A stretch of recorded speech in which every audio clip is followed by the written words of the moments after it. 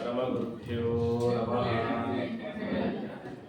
श्रीमदानन्दतीर्थ भगवत्पादाचार्य गुरुभ्यो नमः। हरि ओम्। यजत्यजो खण्डगुणोर्मण्डलस्सदोदितो ज्ञानमरीचमारे स्वभक्तहारो च तमो निहन्ता व्यासावतारो हरिरात्मभास्करः नरसिंहोऽखिलाज्ञानमतध्वान्तदिवाकरः जगत्यमितसज्ञानसुखशक्तिपयोनिधिः अभ्रमं भङ्गरहितं अजडं विमलं सदा आनन्दतीर्थमतुलं भजे तापत्रयापहम् भवदेदनुभावादेडमूको विवाग्मी जडमतिरपि जन्तर्जायते प्राज्ञमूलिः सकलवचनचेतो देवता भारती सा मम वचसि निधत्तां सन्निधिं मानसे च। नमो वस्तात्मिका देवाः विष्णुभक्तिपरायणाः धर्ममार्गे प्रेरयन्तु भवन्तः सर्व एव हि चित्रैः पदैश्च गम्भीरैः वाक्यैर्मानैरखण्डितैः गुरुभावं विञ्जयन्ते भातश्री जगतीर्थवाक्। अर्थिकल्पितकल्पोऽयं प्रत्यर्थिगजकेसरी व्यासतीर्थगुरुर्भूयादस्मदिष्टार्थसिद्धये तपो विद्याविरक्त्यादिसद्गुणौघाकरानहं वादिराजगुरुं वन्दे हयग्रीवपदाश्रयान्। पूज्याय राघवेन्द्राय सत्यधर्मरताय च भजतां कल्पवृक्षाय नमतां कामधेनवे जलज्येष्ठनिभाकारं जगदीशपदाश्रयं जगदीतलविख्यातं जगन्नाथगुरुं भजे। आपादमौलिपर्यन्तं गुरूणामाकृतिं स्मरेत् येन विद्याः प्रणश्यन्ति सिद्ध्यन्ति च मनोरथाः। पृथ्वीमण्डलमध्यस्थाः पूर्णबोधमतानुगाः वैष्णवाः विष्णुहृदयाः तान् नमस्ये गुरुन् मम। श्रीगुरुभ्यो नमः। हरि ओम्। ಹರಿಕಥಾಮೃತಸಾರ ಗುರುಗಳ ಕರುಣದಿಂದಾಪನಿತು ಪೇಳುವೆ ಪರಮ ಭಗವದ್ಭಕ್ತರಿದರಾದರದಿ ಕೇಳುವುದು. ಹರಿ ಓಂ. ಸ್ವಸ್ತಿಸ್ತು ಅಶೇಷ ಸನ್ಮಂಗಳಾನಿ ಭವಂತು. ಪೂರ್ವ ಶ್ಲೋಕಾಂತ ಭಾಗದಲ್ಲಿ ಪರಮ ಮಂಗಳಕರನಾದಂತಹ ಸರ್ವದೋಷ ದೂರನಾದ ಅನಂತ ಗುಣ ಪರಿಪೂರ್ಣನಾದಂತಹ ಸೃಷ್ಟಿಯಾದ ಅಷ್ಟಕಾರ್ಯವನ್ನು ಮಾಡುವಂತಹ ಭಗವಂತನನ್ನ ಗುಣಗಾನ ಮಾಡಿ ಅವನ ಗುಣಚಿಂತನೆಗಾಗಿಯೇ ನಿರ್ಮಾಣ ಮಾಡಿದಂತಹ ಕೃತಿ ಶ್ರೀಮದ್ ಹರಿಕಥಾಮೃತ ಸಾರ. ಆ ಕೃತಿಯ ಚಿಂತನೆಯನ್ನು ಮಾಡ್ತಾ ಸರ್ವೋತ್ತಮನಾದಂತಹ ಭಗವಂತನ ಚಿಂತನೆ, ವಿಷ್ಣು ತತ್ವದ ಚಿಂತನೆ, ಅದಾದ ನಂತರ ಲಕ್ಷ್ಮೀ ತತ್ವದ ಚಿಂತನೆಯನ್ನು ಮಾಡ್ತಾ ಈಶ್ವರಾದನ್ಯತ್ರ ಅನಾಲೋಚನೆ ಸತಿ ಸರ್ವವಿಷಯಕ ಜ್ಞಾನ ಲಕ್ಷ್ಮೀ ಜ್ಞಾನಂ, ಭಗವಂತನನ್ನು ಹೊರತುಪಡಿಸಿ ಉಳಿಕಿದ ಎಲ್ಲದರ ಜ್ಞಾನ ಪರಿಪೂರ್ಣವಾದ ಜ್ಞಾನವುಳ್ಳವರು ಮಹಾಲಕ್ಷ್ಮೀ ದೇವಿ. ಆದರೆ ಈಶ್ವರನ ಜ್ಞಾನ, ಈಶ್ವರ ಅಂದರೆ ಎಲ್ಲರಿಗೂ ಒಡೆಯನಾದಂತಹ ಸರ್ವೋತ್ತಮನಾದ ಭಗವಂತನ ಲಕ್ಷ್ಮೀಪತಿಯಾದ ನಾರಾಯಣನ ಜ್ಞಾನವನ್ನ ಪರಿಪೂರ್ಣವಾಗಿ ಹೊಂದಿದ್ದಾಳೋ ಅಂದರೆ ಸರ್ವಾತ್ಮನ ಇಲ್ಲ. ಎಷ್ಟು ಹೊಂದಿದ್ದಾಳೆ ಅಂದರೆ ಬ್ರಹ್ಮದೇವರು ತಿಳಿದಕ್ಕಿಂತಲೂ ಹೆಚ್ಚೆ, ಅವನಿಗಿಂತಲೂ ಅನಂತಪಟ್ಟು ತಿಳಿದಿದ್ದಾಳೆ. ಅದಷ್ಟೇ ಅಲ್ಲದೆ ವೇದಗಳು, ಪುರಾಣಗಳು, ಇತಿಹಾಸಗಳು, ಮಹಾಭಾರತಾದಿ ಪೌರುಷೇಯ ಗ್ರಂಥಗಳು ಭಗವಂತನನ್ನ ಎಷ್ಟು ಗುಣಗಳಿಂದ ತಿಳಿಯುತ್ತೋ, ಎಷ್ಟು ಗುಣಗಳನ್ನು ಚಿಂತನೆ ಮಾಡುತ್ತೋ, ಅದಕ್ಕಿಂತಲೂ ಅನಂತಪಟ್ಟು ಗುಣಗಳನ್ನು ತಾನು ಆಲೋಚನೆ ಮಾಡಿದರೂ ಕೂಡ ಇಂದಿಗೂ ಕೂಡ ಬಗೆ ಬಗೆಯ ನೂತನವ ಕಾಣುತ್ತ ವಿಗಹರ್ಷದಿ ಮಗುಳೆ ಹಿಗ್ಗುವ ತ್ರಿಗುಣವಾದಿ ಮಹಾಲಕ್ಷ್ಮಿ ಸಂತೈಸಲಿ ಅನ್ನೋದಿನವು ಅಂಥೇಳಿ ಲಕ್ಷ್ಮೀ ತತ್ವದ ಬಗ್ಗೆಯೂ ಕೂಡ ನಮಗೆ ಬಹಳ ಸುಂದರವಾದ ಕಲ್ಪನೆಯನ್ನು ನಮಗೆ ತಿಳಿಸಿಕೊಡ್ತಾರೆ. ಇದರಿಂದ ಲಕ್ಷ್ಮೀ ದೇವಿಯ ಯೋಗ್ಯತೆಯೂ ತಿಳಿದಂತಾಯಿತು. ಆ ಲಕ್ಷ್ಮೀಪತಿಯಾದಂತಹ ಭಗವಂತನ ಯೋಗ್ಯತೆ ಇನ್ನೆಂಥದ್ದಿರಬೇಕು ಅನ್ನೋದನ್ನು ಕೂಡ ದಾಸರು ಈ ಮಾತುಗಳಿಂದ ತಿಳಿಸಿಕೊಡ್ತಾ ಇದ್ದಾರೆ. ಮೂರು ಗುಣಗಳು ಸಾತ್ವಿಕ, ರಾಜಸ, ತಾಮಸ, ಸತ್ವ, ರಜಸ್ಸು, ತಮಸ್ಸು ಅನ್ನುವ ಮೂರು ಗುಣಗಳಿಗೆ ಅಭಿಮಾನಿಯಾದವಳು ಶ್ರೀ ಭೂ ದುರ್ಗಾ. ಹಾಗಾಗಿ ನಮ್ಮಲ್ಲಿ ಸಾತ್ವಿಕತನ ಅದು ಪ್ರಾಚುರ್ಯ ಹೊಂದಬೇಕು ಅಂದರೆ ಶ್ರೀದೇವಿಯ ಅನುಗ್ರಹ ಇರಬೇಕು. ರಜೋಗುಣಗಳು ತಮೋ ಗುಣಗಳು ಇಲ್ಲದಂತಾಗಬೇಕು ಅಂತ ಹೇಳಿದ್ರೆ ಅದಕ್ಕೆ ಭೂದೇವಿಯ ದುರ್ಗಾದೇವಿಯ ಅನುಗ್ರಹ ಇರಬೇಕು ಅಂತ ಹೇಳ್ತಾರೆ. ಹೀಗೆ ಮೂರು ಗುಣಗಳಿಗೆ ಅಭಿಮಾನಿಯಾದಂತಹ ಲಕ್ಷ್ಮೀದೇವಿಯ ಅನುಗ್ರಹ ಅವಳು ನಮ್ಮನ್ನ ಅತ್ಯಂತ ಕಾರುಣ್ಯದಿಂದ ನಮ್ಮನ್ನ ಸಂತೈಸಲಿ ಅಂತ ಹೇಳಿ ಅವಳನ್ನು ಸ್ತೋತ್ರ ಮಾಡ್ತಾರೆ. ಅದಾದ ಮೇಲೆ ನಮಗೆ ಮುಂದೆ ಬೇಕಾದಂತಹದ್ದು ತಿಳಿಯಲೇಬೇಕಾದಂತಹ ತತ್ವ ಅಂತ ಹೇಳಿದರೆ ಹೆಸರೇ ಹೇಳುವ ಹಾಗೆ ಹರಿಕಥಾಮೃತದಲ್ಲಿ ಹರಿಯ ತತ್ವ, ಕಥಾ ಲಕ್ಷ್ಮಿಯ ತತ್ವ, ಮುಂದೆ ಅಮೃತತ್ವ. ಅಮೃತದ ತತ್ವ ಅಂದ್ರೆ ಪ್ರಾಣತತ್ವ ಅಂತ. ಈ ಪ್ರಾಣತತ್ವದ ಬಗ್ಗೆ ನಮಗೆ ಒಂದು ಉತ್ತಮವಾದ ಅನುಸಂಧಾನವನ್ನು ತಂದುಕೊಡ್ತಾರೆ ಜಗನ್ನಾಥದಾಸರು. ಯಾವ ರೀತಿಯಾಗಿ ಅಂದ್ರೆ ಹೇಳ್ತಾರೆ, ಆ ಪ್ರಾಣತತ್ವಕ್ಕೆ ಬ್ರಹ್ಮವಾಯುಗಳೇ ನಿಯಾಮಕರು, ವಿಷಯರಾಗಿದ್ದಾರೆ. ನಿರುಪಮಾನಂದಾತ್ಮ ಭವ ನಿರ್ಜನ ಸಭಾ ಸಂಸೇವ್ಯ ರುಜುಗಣ ದರಸೆ ಸತ್ವ ಪ್ರಚುರವಾಣಿ ಮುಖ ಸರೋಜೇನ ಗರುಡ ಶೇಷ ಶಶಾಂಕ ದಳಶೇಖರರ ಜನಕ ಜಗದ್ಗುರುವೇ ತ್ವಚ್ಚರಣಗಳಿಗಭಿವಂದಿಸುವೆ ಪಾಲಿಪುದು ಸನ್ಮತಿಯ. ಚತುರ್ಮುಖ ಬ್ರಹ್ಮದೇವರ ಸ್ತೋತ್ರವನ್ನು ಮಾಡ್ತಾ ಇದ್ದಾರೆ ಇದರಲ್ಲಿ. ನಿರುಪಮಾನಂದಾತ್ಮ ಭವ ನಿರ್ಜರ ಸಭಾ ಸಂಸೇವ್ಯ ರುಜುಗಣದರಸೆ ಸತ್ವ ಪ್ರಚುರ ವಾಣಿ ಮುಖ ಸರೋಜ ಇನ. ಬ್ರಹ್ಮದೇವರಿಗೆ ಅನೇಕ ಲಕ್ಷಣಗಳನ್ನು ಅವರ ಗುಣಗಳನ್ನು ಹೇಳ್ತಾ ಬರ್ತಾ ಇದ್ದಾರೆ. ಏನು ನಿರುಪಮಾನಂದಾತ್ಮ ಭವ ಅಂತ ಇದೆ. ಯಾರನ್ನ ಕುರಿತು ಹೇಳಿದಾದರೆ ಬ್ರಹ್ಮದೇವರನ್ನ. ಹೇಗೆ ಅಂತ ಕೇಳಿದ್ರೆ ನೋಡ್ರಿ, ನಿರುಪಮಾನಂದಾತ್ಮ ಭವ ಹೀಗೆ ಬಿಡಿಸ್ಕೊಳ್ಬೇಕು ಅದನ್ನ. ಏನಾಗಂದ್ರೆ ಅಂದ್ರೆ ನಿರುಪಮ ಅಂತಂದ್ರೆ ಇನ್ಯಾರಿಗೂ ಉಪಮ ಕೊಡಲಿಕ್ಕೆ ಸಾಧ್ಯನೇ ಇಲ್ಲ. ಭಗವಂತ ಮಾತ್ರ. ಭಗವಂತ ಯಾರ ತರ ಇದ್ದ ಅಂದ್ರೆ ಭಗವಂತನ ತರ ಇದ್ದಾನೆ. ಇವನ್ ತರ ಇನ್ನೊಬ್ಬರಿದ್ದಾರೆ ಅಂತ ಹೋಲಿಕೆ ಕೊಡ್ಲಿಕ್ಕೆ ಸಾಧ್ಯ, ಉಪಮ ಕೊಡ್ಲಿಕ್ಕೆ ಸಾಧ್ಯನೇ ಯಾರಿಗಾಗಲ್ವೋ ಅವನು ನಿರುಪಮ. ಅಂದ್ರೆ ನಿರುಪಮ ಅನ್ನೋದೇ ಒಂದು ಗುಣ ಆಯ್ತು ಅಲ್ಲಿಗೆ. ನಿರುಪಮ ಅಂದ್ರೆ ಭಗವಂತನಿಗೆ ಸಮಾನರಾದವರು ಯಾರೂ ಇಲ್ಲ. ಅಂದ್ರೆ ಅಸದೃಶರು ಅಂತ ಅರ್ಥ ಬರುತ್ತೆ ನಮಗೆ. ಇನ್ನೊಬ್ಬರಿಗೆ ಹೋಲಿಕೆ ಕೊಡ್ಲಿಕ್ಕೆ ಸಾಧ್ಯನೇ ಇಲ್ಲ. ಲಕ್ಷ್ಮೀದೇವಿಗೂ ಕರೀತಾರೆ ನಿರುಪಮ, ಅನುಪಮ ಅಂತೆಲ್ಲ ಕರೀತಾ ಇರ್ತಾರೆ. ಏನಾಗಂದ್ರೆ ಅಸದೃಶರು, ಇನ್ನೊಬ್ಬರಿಗೆ ಹೋಲಿಕೆ ಕೊಡ್ಲಿಕ್ಕೆ ಆಗೋದಿಲ್ಲ. ಅದಕ್ಕೆ ನಿರುಪಮ. ಆನಂದಾತ್ಮ, ಜ್ಞಾನಾನಂದವೇ ಶರೀರವಾಗಿ ಉಳ್ಳವನು ಆನಂದಾತ್ಮ. ಆನಂದಾದಿ ಗುಣಗಳೇ ದೇಹವಾಗಿ ಉಳ್ಳವನು ಯಾರು? ಅವನು ಆನಂದಾತ್ಮ. ನಿರುಪಮಾನಂದಾತ್ಮ, ಅಸದೃಶನಾದಂತಹ ಆನಂದ ಗುಣ ಪರಿಪೂರ್ಣನಾದಂತಹ ಜ್ಞಾನಾನಂದವೇ ಶರೀರವಾಗಿ ಉಳ್ಳಂತಹ ನಿರುಪಮಾನಂದಾತ್ಮ ಅಂದ್ರೆ ಭಗವಂತ. ಭವ ಅವನ ಮಗ ಅಂತ ಅರ್ಥ. ಹೀಗೆ ಇಲ್ಲಿ ಮಗ ಅಂತ ಅರ್ಥ, ಒಂದರ್ಥ. ಅನೇಕ ಅರ್ಥಗಳಿದೆ. ಇಲ್ಲಿ ನಾವು ಸಮಯಕ್ಕೆ ಹೀಗೆ ಅರ್ಥ ಮಾಡೋದು ಅಂತ. ಮಗ ಅಂತ ಅರ್ಥ. ಯಾರು? ಬ್ರಹ್ಮ. ಅಲ್ಲ, ಎಷ್ಟೊಂದು ಜನ ಇದ್ದಾರೆ ಭಗವಂತನಿಗೆ ಮಕ್ಕಳು. ಸೂರ್ಯ, ಚಂದ್ರ, ದೇವತೆಗಳೆಲ್ಲರೂ ಕೂಡ ಭಗವಂತನಿಗೆ ಮಗ ಅಂತಾನೆ ಕರಿತೀವಿ ನಾವು. ಇಲ್ಲಿ ಬ್ರಹ್ಮದೇವರನ್ನ ಯಾಕೆ ಇಟ್ಕೊಳ್ಬೇಕು ಅಂತ ಕೇಳಿದ್ರೆ ಸ್ವಲ್ಪ ವ್ಯತ್ಯಾಸ ಮಾಡಿಕೊಂಡ್ರಿ. ಈಗ ನಿರುಪಮಾನಂದ ಆತ್ಮಭವ ಅಂತ ಇಟ್ಕೊಳ್ರಿ. ಅದು ಹೇಗಾಗತ್ತಾಚಾರ್ಯ ಅಂದ್ರೆ, ನಿರುಪಮಾನಂದ ಅಂತ ಇಟ್ಕೊಳ್ರಿ. ಭಗವಂತನ ಆನಂದ ಎಷ್ಟಿದೆಯೋ ಅಷ್ಟು ಆನಂದ ಇನ್ಯಾರಿಗೂ ಸಾಧ್ಯ ಇಲ್ಲ. ಅಷ್ಟು ಆನಂದ ಪೂರ್ಣತ್ವ ಭಗವಂತನೇನಿದೆ ಅಷ್ಟು ಆನಂದ ಲಕ್ಷ್ಮೀದೇವಿಗಿದೆಯಾ? ಇಲ್ಲ. ಲಕ್ಷ್ಮೀದೇವಿಗೆ ಇಲ್ಲ ಅಂದಮೇಲೆ ಅಲ್ಲಿಂದ ಒಂದೇ ಒಂದು ಬ್ರಹ್ಮಾದಿ ದೇವತೆಗಳಿಗೆ ಯಾರಿಗೂ ಇಲ್ಲ. ಯಾವ ಆನಂದವು ಯಾರಿಗೂ ಹೋಲಿಕೆ ಕೊಡದಷ್ಟು ಆನಂದ ಯಾರಲ್ಲಿದೆಯೋ ಅವನು ನಿರುಪಮಾನಂದ ಅಂದ್ರೆ ಭಗವಂತ ಅಥವಾ ತನಗೊಂದು ಅರ್ಥ ಬಂತು. ಅವನ ಆತ್ಮಭವ ಅಂದ್ರೆ ಅವನ ಸ್ವಂತ ಮಗ. ಸ್ವಂತ ಮಗ ಅಂದ್ರೆ ಇದರ ಅಭಿಪ್ರಾಯ ಈ ರೀತಿ ನಾವು ಚಿಂತನೆ ಮಾಡಬಹುದು. ನಿಜವಾದಂತಹ ಮಗ. ದೇವತೆಗಳನ್ನೆಲ್ಲ ಔಪಚಾರಿಕವಾಗಿ ಭಗವಂತ ತಮ್ಮ ತಮ್ಮ ಅವಯವಗಳಿಂದ ಭಗವಂತ ಹಡೆದಂತೆ ತೋರಿಸ್ತಾನೆ. ಆತ್ಮಭವ ಅಂತ ಹೇಳಿದ್ರೆ ಈ ಎಲ್ಲ ದೇವತೆಗಳು ಇನ್ನೊಮ್ಮೆ ಬ್ರಹ್ಮದೇವರಿಂದಲೋ ರುದ್ರದೇವರಿಂದಲೋ ಇನ್ಯಾರಿಂದಲೋ ಅವತಾರವನ್ನ ಮಾಡ್ತಾ ಮಾಡ್ತಾ ಮಾಡ್ತಾ ಬರ್ತಿರ್ತಾರೆ. ಈಗ ಗಣಪತಿ ಅನ್ನುವ ದೇವತೆ ಯಾರ ಮಗ ಅಂತ ಕೇಳಿದ್ರೆ ನಾವು ಭಗವಂತನ ಮಗ ಅಂತೀವ? ರುದ್ರದೇವರ ಮಗ, ಅವರಲ್ಲಿ ಅವತಾರ ಮಾಡಿದ್ದಾನೆ. ರುದ್ರದೇವರು ಯಾರ ಮಗ? ಬ್ರಹ್ಮದೇವರ ಮಗ ಅಂತೀವಿ. ಭಗವಂತನ ಅವತಾರ ಮಾಡಿದ್ದಾರೋ ಇಲ್ಲವೋ? ರುದ್ರದೇವರು ಮಾಡಿದ್ದಾರೆ.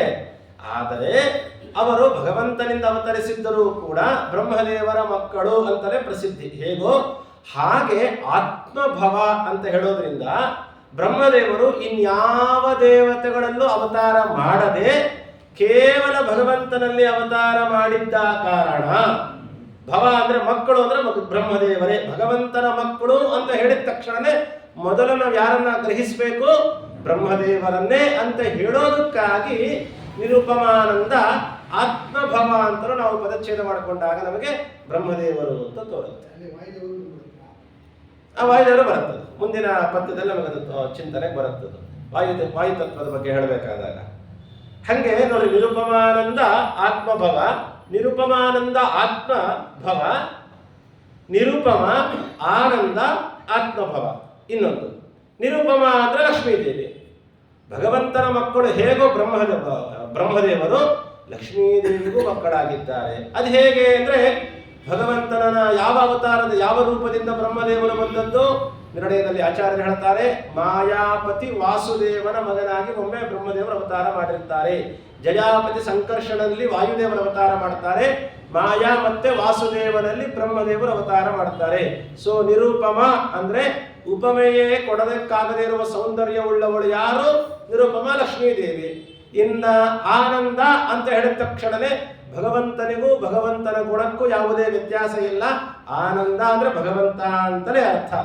ನಿರುಪಮಾನಂದ ಅಂದ್ರೆ ಲಕ್ಷ್ಮೀನಾರಾಯಣರು ಅಂತ ಅರ್ಥ. ಅವರ ಆತ್ಮಭವ, ಅವರಿಂದ ಬಂದವರು ಯಾರು? ಬ್ರಹ್ಮದೇವರು ಭಗವಂತನ ಮಗ, ಲಕ್ಷ್ಮೀನಾರಾಯಣ ದೇವರ ಮಗ. ಎಂಥ ಲಕ್ಷ್ಮೀದೇವಿ, ಎಂಥ ನಾರಾಯಣ, ಎಂಥ ಮಗ, ಇಷ್ಟನ್ನು ಹೇಳ್ಬಿಟ್ಟು.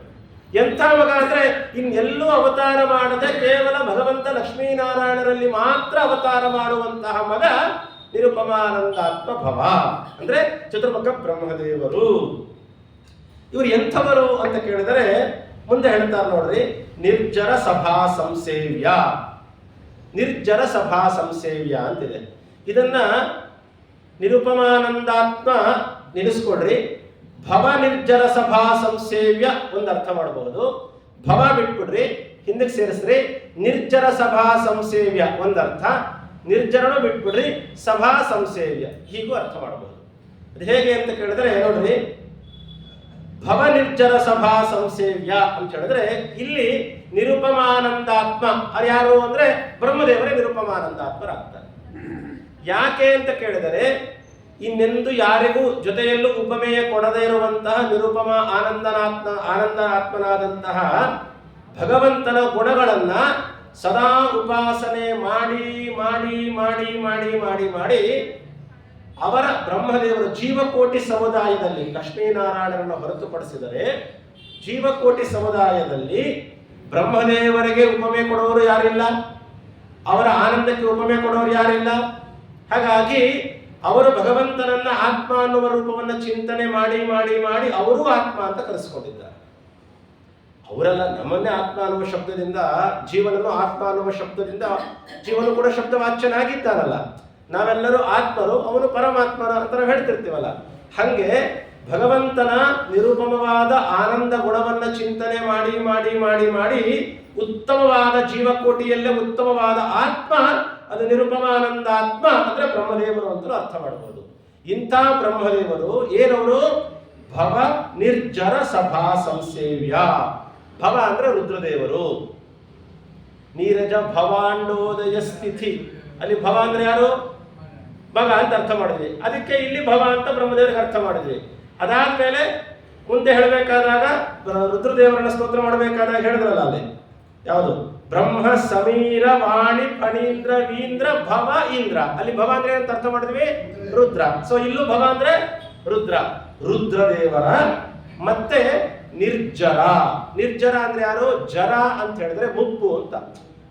ವಯಸ್ಸಾಗ್ತಾ ಬರುತ್ತೆ. ನಾವೆಲ್ಲ ನಾವು ಮುಪ್ಪು ಮತ್ತೆ ಜರ ಮರಣ ಯುಕ್ತರು ನಾವೆಲ್ಲರೂ. ವಯಸ್ಸು ಆಗತ್ತೆ, ಮರಣವೂ ಹೊಂದುತ್ತೀವಿ. ಸೊ ಜರ ಅಂದ್ರೆ ಮುಪ್ಪು.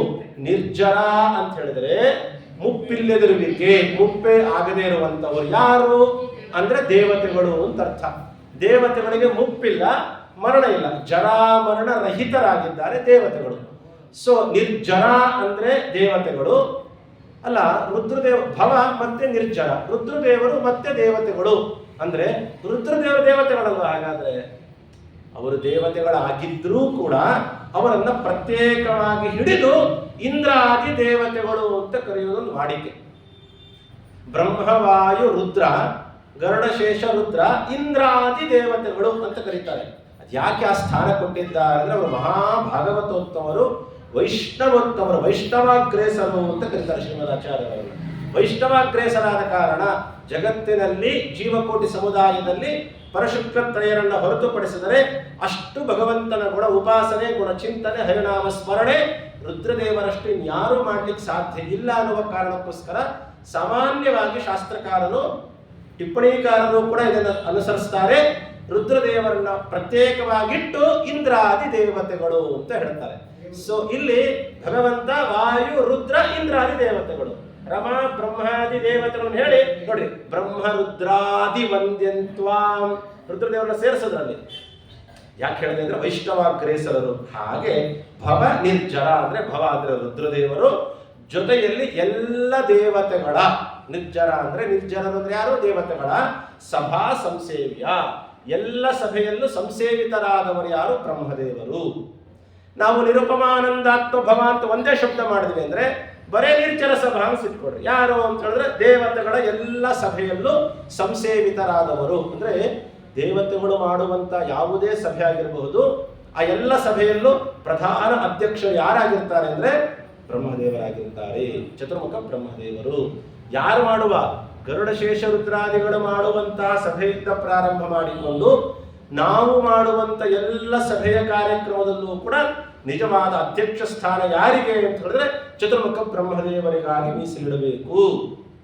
ಅದಕ್ಕೆ ನೋಡ್ರಿ, ಯಾವುದೇ ಒಂದು ಹೋಮ ಹವನ ಯಾವುದೇ ಮಾಡಬೇಕಾದಾಗಲೂ ಕೂಡ ಹೋಮದ ಕುಂಡದ ಮಧ್ಯದಲ್ಲಿ, ಹೋಮದ ಕುಂಡದ ಪಕ್ಕದಲ್ಲಿ ಒಂದು ತೆಂಗಿನಕಾಯಿ, ಕೂರ್ಚ ಎಲ್ಲ ಇಟ್ಟಿರ್ತಾರೆ. ಅದ್ಯಾವುದು ಬ್ರಹ್ಮನ ಸ್ಥಾನ ಅಂತ ಇಟ್ಟಿರ್ತಾರೆ.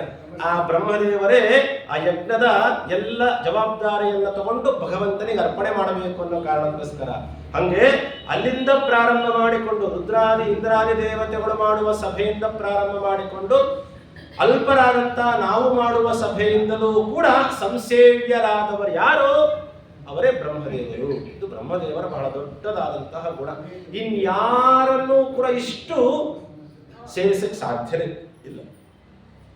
ಇನ್ನೊಂದು ನಾವೆಲ್ಲ ಸೇರಿಸ್ಕೊಳ್ಬಹುದು, ಬರೇ ದೇವತೆಗಳಲ್ಲ, ದೈತ್ಯರು ಕೂಡ ಚತುರ್ಮುಖ ಬ್ರಹ್ಮದೇವರನ್ನ ಸೇವನೆ ಮಾಡ್ತಾರೆ.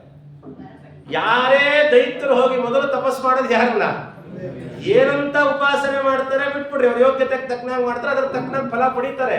ಬಟ್ ಆದ್ರೆ ಯಾವುದೇ ದೈತ್ಯರಾಗಿರ್ಬೋದು, ಅವರೆಲ್ಲರೂ ಹೋಗಿ ಯಾರನ್ನ ಸೇವೆ ಮಾಡ್ತಾರೆ, ಯಾರನ್ನ ತಪಸ್ ಮಾಡ್ತಾರೆ ಕುರಿತು ಬ್ರಹ್ಮದೇವರನ್ನ. ನಾರಾಯಣಂ ಸುರಗುರುಂ ಜಗದೇಕನಾಥಂ ಭಕ್ತಪ್ರಯಂ ಸಕಲ ಲೋಕ ನಮಸ್ಕೃತಂಚ ತ್ರೈಗುಣ್ಯ ವರ್ಜಿತಮಜಂ ವಿಭುಮಾದ್ಯಮೀಶಂ ವಂದೇ ಭವಗ್ನ ಮಮರಾಸುರ ಸಿದ್ಧವಂದ್ಯಂ. ಸುರ ಅಸುರ ಎರಡರಿಂದಲೂ ವಂದಿತನಾದವನು ಅಂತ ಭಗವಂತನಿಗೆ ಹೇಗೆ ಹೇಳ್ತೀವಿ ನಾವು, ಅದೇ ರೀತಿಯಾಗಿ ಸುರರಿಂದಲೂ ಅಸುರರಿಂದಲೂ ಯಾವುದೇ ದೈತ್ಯರಾಗಿರ್ಬೋದು. ರಾವಣ ಅನ್ನುವ ದೊಡ್ಡ ದುಷ್ಟ ದೇವತೆಗಳನ್ನ ಅಷ್ಟದಿಕ್ಪಾಲಕರನ್ನೆಲ್ಲ ತನ್ನ ಮೆಟ್ಟಿಲುಗಳನ್ನಾಗಿ ಮಾಡ್ಕೊಂಡು ಓಡಾಡ್ತಿದ್ದ ಅಂತ ಕೇಳ್ತೀವಿ ನಾವು. ಅದೇ ಬ್ರಹ್ಮದೇವರು ಬಂದ್ರೆ ತಲೆಬಾಗಿ ನಮಸ್ಕಾರ ಮಾಡ್ತಿದ್ದ. ದೇವತೆಗಳಿಂದಲೂ ದೈತ್ಯರಿಂದಲೂ. ನಿರ್ಜರ ಅಂತ ಹೇಳಿದ್ರೆ ದೇವತೆಗಳೇ ಪ್ರಧಾನ, ಆದ್ರೆ ವರಬಲದಿಂದ ನನಗೆ ವಯಸ್ಸೇ ಆಗಬಾರದು ಅಂತ ವರ ತಗೊಂಡ ದೈತ್ಯರಿಂದಲೂ ಸಭಾ ಸಂಸೇವ್ಯ. ಅದ್ಯಾವುದೇ ಆಗಿರಬಹುದು, ಎಲ್ಲ ಸಭೆಗಳಿಂದಲೂ ಸೇವಿತರಾದವರು ಯಾರು, ಅದು ಚತುರ್ಮುಖ ಬ್ರಹ್ಮದೇವರು. ನಿರುಪಮಾನಂದಾತ್ಮ ಭವ ಬ್ರಹ್ಮದೇವರು. ನಿರ್ಜನ ಸಭಾ ಸಂಸೇವ್ಯ, ದೇವತೆಗಳಿಂದಲೇ ಪ್ರಾರಂಭವಾದ ಎಲ್ಲ ಸಭೆಗಳಿಂದಲೂ ಕೂಡ ಸಂಸೇವಿತರಾಗಿದ್ದಾರೆ. ಇದರಿಂದ ಇನ್ನೊಂದು ಗೊತ್ತಾಯಿತು ನಮಗೆ, ಬ್ರಹ್ಮದೇವರಿಗೆ ಪೂಜೆ ಇಲ್ಲ ಅಂತ ಏನು ಭೃಗು ಋಷಿಗಳು ಕೊಟ್ಟ ಶಾಪ ಅದು ನಾಮಕಾವಸ್ಥೆಗೆ ಅಷ್ಟೇ ಮಾತ್ರ. ಇನ್ನು ಎಲ್ಲ ಕಡೆಗೂ ಕೂಡ ಬ್ರಹ್ಮದೇವರ ಮೂರ್ತಿಯನ್ನ ಇಟ್ಟು ಪೂಜೆ ಮಾಡಿಲ್ಲ ಹೊರತು ಬ್ರಹ್ಮದೇವರ ಗುಣಚಿಂತನೆ, ಅವರಿಗೆ ನಮಸ್ಕಾರ, ಅವರ ಕುರಿತು ಪಾರಾಯಣ ಚಿಂತನೆ ಇವತ್ತಿಗೂ ಅನಾದಿ ಕಾಲದಿಂದ ಅನಂತ ಕಾಲದವರೆಗೂ ನಡೀತಾನೆ ಇರುತ್ತೆ. ಸಭಾ ಸಂಸೇವ್ಯ. ಅದನ್ನೇ ಮಧ್ವಜರು ಹೇಳಬೇಕಾದಾಗ ಸಭಾಸು ದೈವೀಷು ಅಂತ ಹೇಳ್ತಾರೆ. ಅಂದ್ರೆ ಎಲ್ಲ ಸಭೆಗಳಿಂದಲೂ ಪೂಜಿತರಾದವರು ಯಾರು ಅಂದ್ರೆ ಅದು ಬ್ರಹ್ಮವಾಯುಗಳು ಮಾತ್ರ ಅನ್ನೋದಕ್ಕೆ ನಿಮಗೆ ಮಧ್ವಯುಗದಲ್ಲೂ ಕೂಡ ಅದನ್ನ ಉಲ್ಲೇಖ ಮಾಡ್ತಾರೆ. ಅದಾದ ಮೇಲೆ ಮುಂದಿನ ಪದ ರುಜುಗಣ ದರಸೆ. ರುಜುಗಣ ದರಸೆ, ಎಲ್ಲ ರುಜುಗಣಗಳಲ್ಲೂ ಕೂಡ ನೀವು ಅರಸರಿದ್ದಂತೆ ಅಂತ ಹೇಳ್ತಾರೆ. ಅಂದ್ರೆ ರುಜುಗಳಲ್ಲೇ ಶ್ರೇಷ್ಠರಾದವರು ರುಜುಶ್ರೇಷ್ಠರು ಅಂತ ಹೇಳ್ತಾರೆ. ಇಲ್ಲೊಂದು ಅಂಶ ನಾವು ತಿಳ್ಕೊಳ್ಬೇಕು.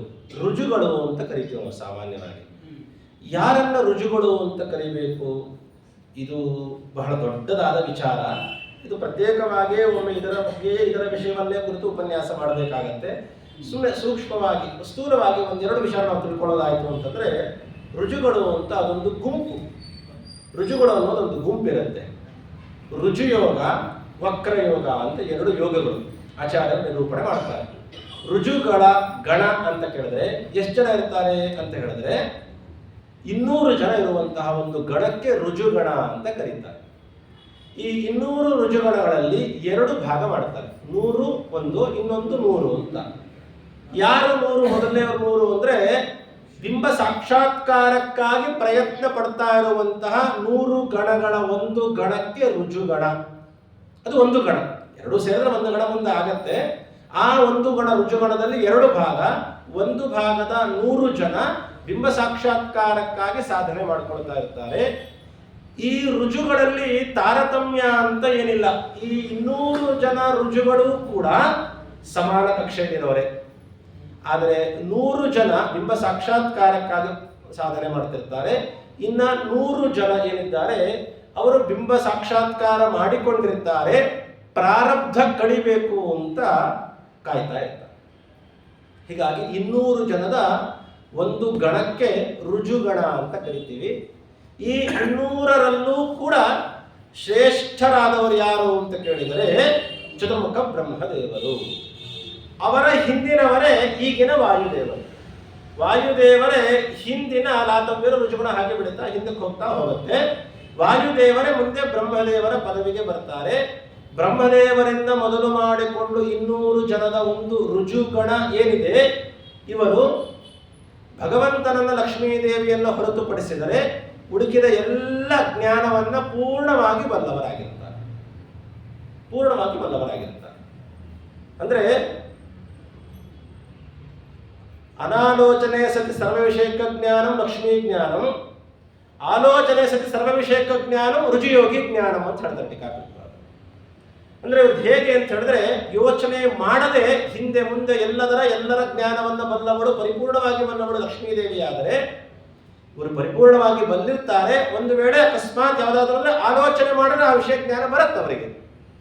ನನ್ನ ಇವತ್ತಿನಿಂದ ಹಿಡಿದು ಇನ್ನು ಮುಂದಿನ 300 ಕೋಟಿ ಜನ್ಮ ನಂದೇನಾಗತ್ತೆ, ಇದನ್ನ ದೇವತೆಗಳು ಹೇಳಬಹುದಾ? ಗ್ಯಾರಂಟಿ ಇಲ್ಲ. ಲಕ್ಷ್ಮೀದೇವಿ ಹೇಳ್ತಾಳೆ, ಭಗವಂತ ಸರ್ವಜ್ಞ. ಪ್ರಾಣದೇವರು ಅರ್ಥಾತ್ ಬ್ರಹ್ಮವಾಯುಗಳು ಹೇಳ್ತಾರೆ, ಪೂರ್ಣವಾಗಿ ಬಲ್ಲಿದ್ದಾರೆ. ಆಲೋಚನೆ ಸರ್ವ ವಿಷಯಕ್ಕೆ ಆಲೋಚನೆ ಮಾಡಿದ್ರೆ ಅವರು ಹೇಳ್ತಾರೆ, 100% ಹೇಳೇ ಹೇಳ್ತಾರೆ. ಇದು ರುಜುಗಳ ಜ್ಞಾನ ಹೀಗಿರುತ್ತೆ ಅಂತ ಹೇಳ್ತಾರೆ. ಇಂಥವರು ರುಜುಗಳು. ಇನ್ನೊಂದು ರುಜುಗಳ ವೈಶಿಷ್ಟ್ಯತೆ ಏನು ಅಂತ ಹೇಳಿದ್ರೆ, ಅವರು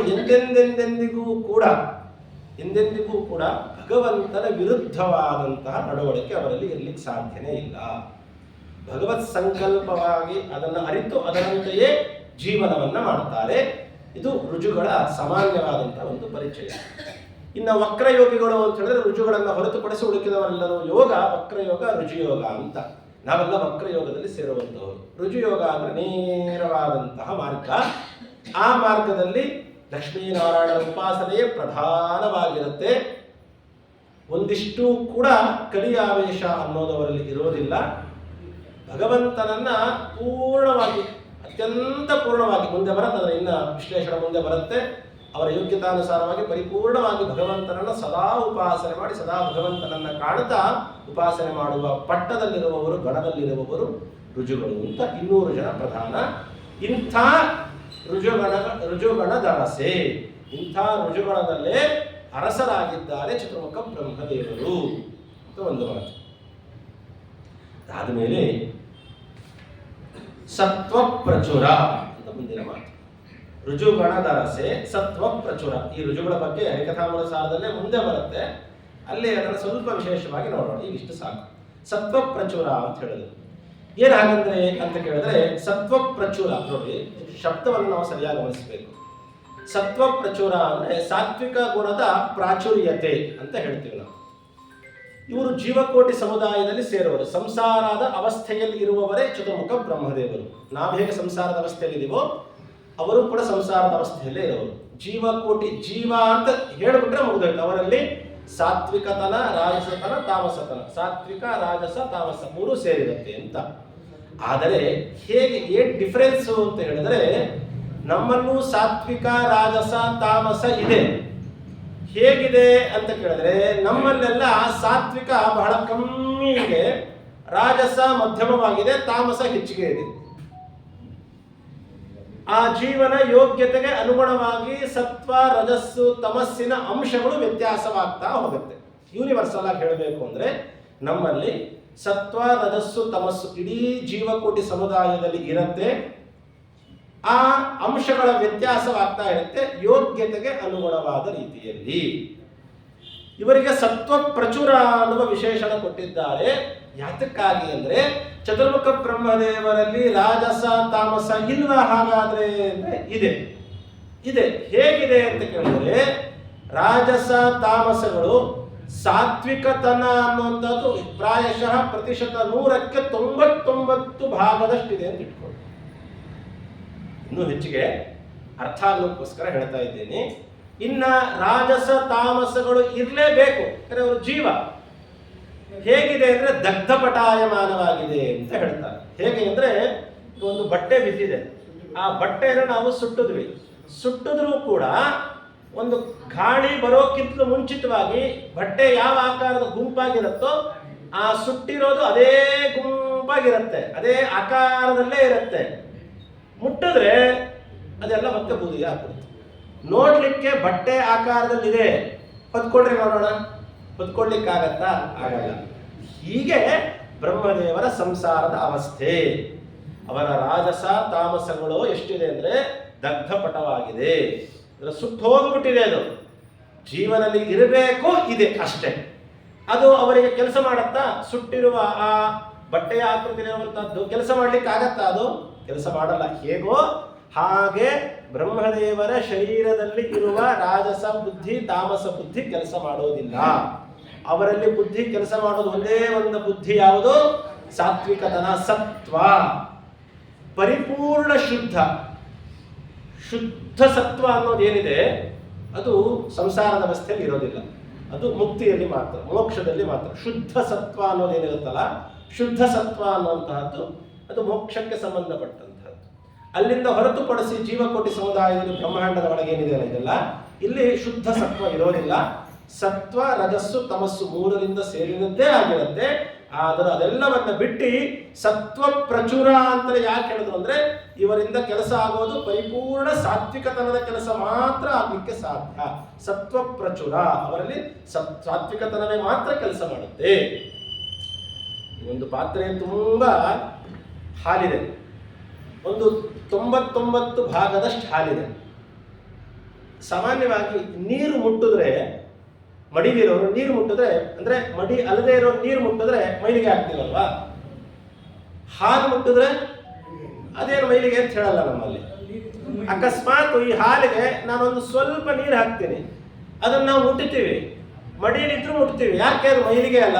ನೀರಿದೆ ಅಲ್ಲ ಅಂದ್ರೆ, ನೀರಿದ್ರು ಅದರ ಅಂಶ ಕಮ್ಮಿ ಇದೆ. ಹಾಲು ಜೊತೆ, ಜಾಸ್ತಿ ಹಾಲಿನ ಜೊತೆ ಸ್ವಲ್ಪ ನೀರು ಸೇರಿದ್ರೆ ಅದು ಮೈಲಿಗೆ ಆಗಲ್ಲ. ಅದನ್ನ ನಾವು ವ್ಯವಹಾರ ಮಾಡಬೇಕಾದಾಗ ಹಾಲು ಅಂತಲೇ ವ್ಯವಹಾರ ಮಾಡ್ತೀವಿ. ಇಷ್ಟು ನೀರು ಹಾಕ್ಬಿಟ್ವಿ ಅನ್ನೋ ಕಾರಣಕ್ಕೋಸ್ಕರ ಇದನ್ನು ನಾವು ನೀರು ಅಂತ ವ್ಯವಹಾರ ಮಾಡಲ್ಲ. ಅರ್ಥ ಆಯ್ತಲ್ವಾ? ಬ್ರಹ್ಮದೇವರಲ್ಲಿರುವಂತಹ ಸಾತ್ವಿಕತನ ಒಂದು ಪಾತ್ರೆ ತುಂಬಾ ಇದೆ, ಒಂದಿಷ್ಟು ಮಾತ್ರ ರಾಜಸ, ತಾಮಸ ಸೇರಿಸಿದ್ದಾರೆ, ಅಷ್ಟೇ ಮಾತ್ರ. ಹೇಗೋ ಹಾಗೆ ಅದಕ್ಕೆ ಹೊರಟ ಸತ್ವ ಪ್ರಚುರರು ಅಂತ ಕರಿತೀವಿ. ಈ ಸತ್ವ ಪ್ರಚುರದ ಕಾರ್ಯ ಏನು ಹಾಗಾದ್ರೆ? ಈ ಸತ್ವ ಪ್ರಚುರದ ಕಾರ್ಯ ಏನು ಅಂತ ಕೇಳಿದ್ರೆ, ಅವರನ್ನ ಸತ್ವ ಪ್ರಚುರರು ಅಂತ ಕರಿತೀವಿ. ರುಜುಗಣ ದರಸೆ, ರುಜುಗಣಗಳಲ್ಲಿ ಶ್ರೇಷ್ಠರು ಅಂತ ಕರಿತೀವಿ. ಏನು ಅಂತ ಹೇಳಿದ್ರೆ ನೋಡಿ, ನಮ್ಮಲ್ಲೂ ಸಾತ್ವಿಕ, ರಾಜಸ, ತಾಮಸದ ಪ್ರಾಚುರ್ಯತೆ ಆಗ್ತಾ ಇರುತ್ತೆ. ಯಾವಾಗ ನಾವು ಒಳ್ಳೆ ಪಾಠ ಪ್ರವಚನ ಕೇಳಬೇಕು ಅಂದಾಗ ಸಾತ್ವಿಕತನದ ಪ್ರಾಚುರ್ಯ ಆಯಿತು. ಸುಮ್ಮನೆ ಕೂತಿರೋಣ ಅಂದ್ರೆ ರಾಜಸ, ಕೆಟ್ಟ ಕೆಲಸ ಮಾಡಬೇಕು ಅಂದ್ರೆ ತಾಮಸ. ಇದು ನಿಮಗೆಲ್ಲ ತಿಳಿದಿರುವಂತಹ ವಿಚಾರ. ಈ ಸತ್ವ ಪ್ರಚುರ ಅಂತ ಕೇಳಿದ್ರೆ ಅದರ ಕಾರ್ಯ, ಅದರ ಲಾಭ. ಸಂಸಾರದ ಅವಸ್ಥೆಯಲ್ಲಿ ಇದ್ದರೂ ಕೂಡ, ಸಂಸಾರದ ಅವಸ್ಥೆಯಲ್ಲಿದ್ದರೂ ಕೂಡ ಮೋಕ್ಷಕ್ಕೆ ಹೋದವರೆಗೂ ಇವ್ರಿಗೂ ಬಹಳ ಏನು ಡಿಫ್ರೆನ್ಸೇ ಇಲ್ಲ. ಸಂಸಾರದ ಅವಸ್ಥೆಯಲ್ಲಿದ್ದಾಗ ಏನು ಕಾರ್ಯಗಳು ಮಾಡಬೇಕೋ ಅದನ್ನು ಮಾಡಲ್ಲ. ಮೋಕ್ಷದಲ್ಲಿದ್ದಾಗ ಏನು ಕಾರ್ಯ ಮಾಡಬೇಕು ಅದೇ ಕಾರ್ಯವನ್ನೇ ಚತುರ್ಮುಖ ಬ್ರಹ್ಮದೇವರು ಈ ದೇಹದಿಂದಲೇ ಮಾಡುತ್ತಾರೆ. ಆನಂದದ ವ್ಯತ್ಯಾಸ, ಜೀವನ, ಆ ಜೀವ ಸಂಸಾರದ ಅವಸ್ಥೆಯ ವ್ಯತ್ಯಾಸಗಳೆಲ್ಲ ಬಹಳಷ್ಟಿದೆ. ನನ್ನ ಅಂಶ ನೀವು ಗಮನಿಸಬೇಕು. ಸಂಸಾರದ ಅವಸ್ಥೆಯಲ್ಲಿದ್ದಾಗ ಯಾವ ಕಾರ್ಯ ಮಾಡಬೇಕು ಆ ಕಾರ್ಯ ಅವನೇನು ಮಾಡಲ್ಲ. ನಾಮಕಾವಸ್ಥೆ, ರಾಜಸ, ತಾಮಸ ಇದೆ. ಮೋಕ್ಷದಲ್ಲಿದ್ದಾಗ ಏನ್ ಮಾಡ್ತಾರೆ? ಏನು ಕಾರ್ಯ? ಮೋಕ್ಷದ ಕಾರ್ಯಕ್ಕೂ ಸಂಸಾರದ ಅವಸ್ಥೆಯ ಕಾರ್ಯಕ್ಕೂ ಏನು ವ್ಯತ್ಯಾಸ ಅಂದ್ರೆ ಇಷ್ಟೇ ವ್ಯತ್ಯಾಸ. ನೋಡ್ರಿ, ಸಂಸಾರದ ಅವಸ್ಥೆಯಲ್ಲಿ ನಾವೆಲ್ಲ ಇದ್ದೀವಿ. ಭಗವಂತನ ಸಂಕಲ್ಪಕ್ಕೆ ವಿರುದ್ಧವಾಗಿ ನಾವೆಲ್ಲ ನಡ್ಕೊಳ್ಳೋದು. ಯಾವುದೇ ಕಾಲದಲ್ಲಾಗಿರ್ಬೋದು. ಲಿಂಗ ದೇಹದಲ್ಲಿದ್ದಾಗಲೂ ಕೂಡ ನಾವು ಅದು ಶರೀರ ಭಂಗವಾಗಿ ಮೋಕ್ಷಕ್ಕೆ ಹೋದ ಮೇಲೆ ಭಗವಂತನ ಸಂಕಲ್ಪ ನಮ್ಮ ಸಂಕಲ್ಪ ಒಂದೇ ಆಗಿರುತ್ತೆ. ಅಲ್ಲಿ ತನಕ ಭಗವಂತನ ಸಂಕಲ್ಪ ನಮ್ಮ ಸಂಕಲ್ಪ ಒಂದೇ ಆಗಿರೋದಿಲ್ಲ.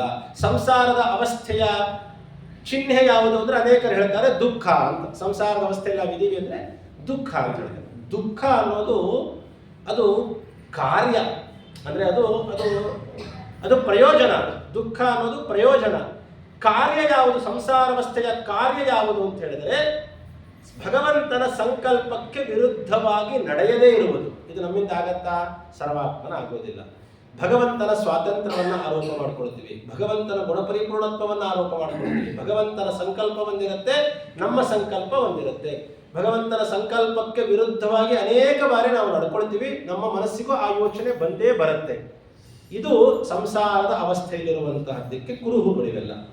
ಆದರೆ ಚತುರ್ಮುಖ ಬ್ರಹ್ಮದೇವರಿಗೆ ಉಪಲಕ್ಷಣತೆಯ ವಾಯುದೇವರು, ಅವರ ಅವತಾರ ಭೂತರಾದ ಹನುಮಂತ ದೇವರಾಗಿರಲಿ, ಭೀಮಸೇನ ದೇವರಾಗಿರಲಿ, ಶ್ರೀಮದ್ ಆಚಾರ್ಯರಾಗಿರಲಿ, ಅವತಾರ ಕಾರ್ಯದಲ್ಲೂ ಕೂಡ ಭಗವಂತನ ಸಂಕಲ್ಪಕ್ಕೆ ಎಂದೆಂದೆಂದಿಗೂ ಕೂಡ ವಿರುದ್ಧವಾದ ಯೋಚನೆಯೂ ಬರಲ್ಲ, ಅದು ಕೃತಿಯಲ್ಲೂ ಬರೋದಿಲ್ಲ.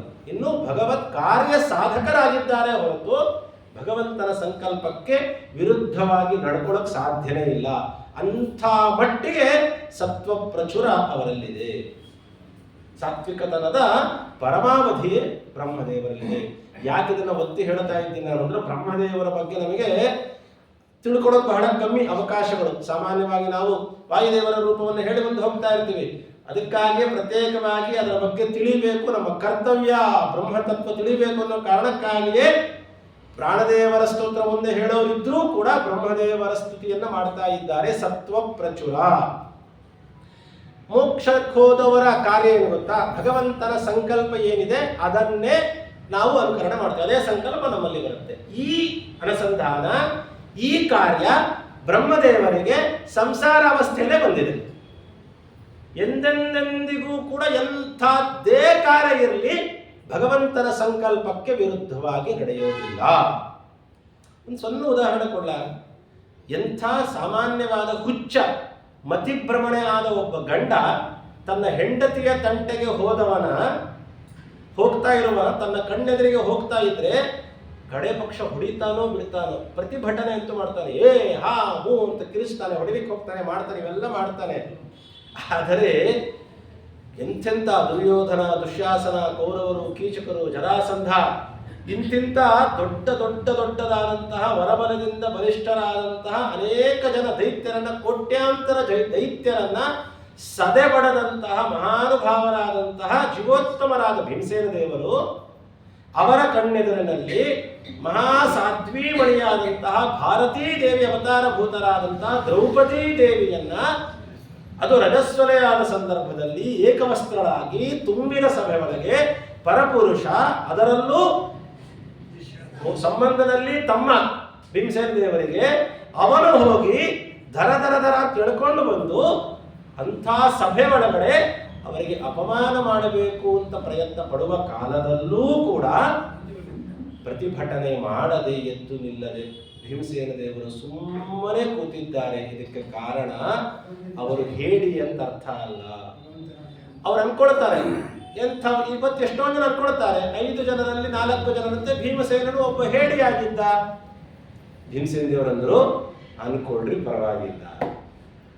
ತಮ್ಮ ವ್ಯಕ್ತಿತ್ವದ ಬಗ್ಗೆ ತಮ್ಮ ಗುಣ ಚಿಂತನೆ ಬಗ್ಗೆ ವ್ಯತ್ಯಾಸವಾಗತ್ತೆ ಅಂತ ಗೊತ್ತಿದ್ರೂ ಭೀಮಸೇನ ದೇವರು ಒಂದಿಷ್ಟು ಪ್ರತಿಭಟನೆ ಮಾಡಲಿಲ್ಲ.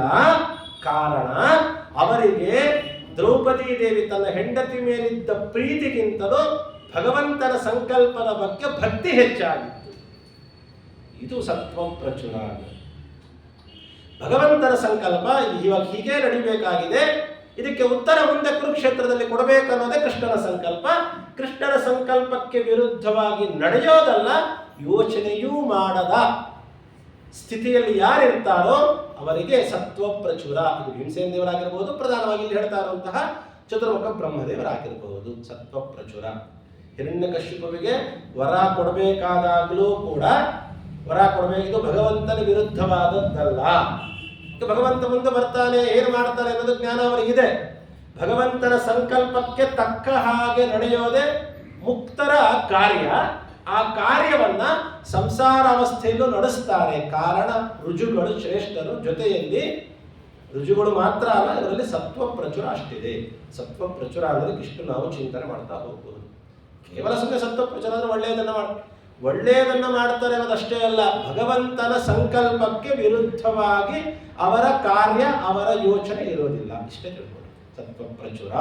ವಾಣಿ ಮುಖ ಸರೋಜ ಏನ. ಇಲ್ಲಿ ನಾವು ಅನೇಕರು ನಾವು ಪಾರಾಯಣ ಮಾಡಬೇಕಾದ್ರೆ ವಾಣಿ ಮುಖ ಸರೋಜ ಏನ ಅಂತ ಹೇಳ್ಬಿಡ್ತೀವಿ. ನಾವು ಏನಾಗಂದ್ರೆ ವಾಣಿ ಮುಖ ಸರೋಜ ಇನ ಅಂತ ಅದನ್ನು ಪದಚ್ಛೇದ ಮಾಡ್ಕೊಳ್ಬೇಕು ನಾವು. ವಾಣಿ ಮುಖ ಸರೋಜ ಇನ.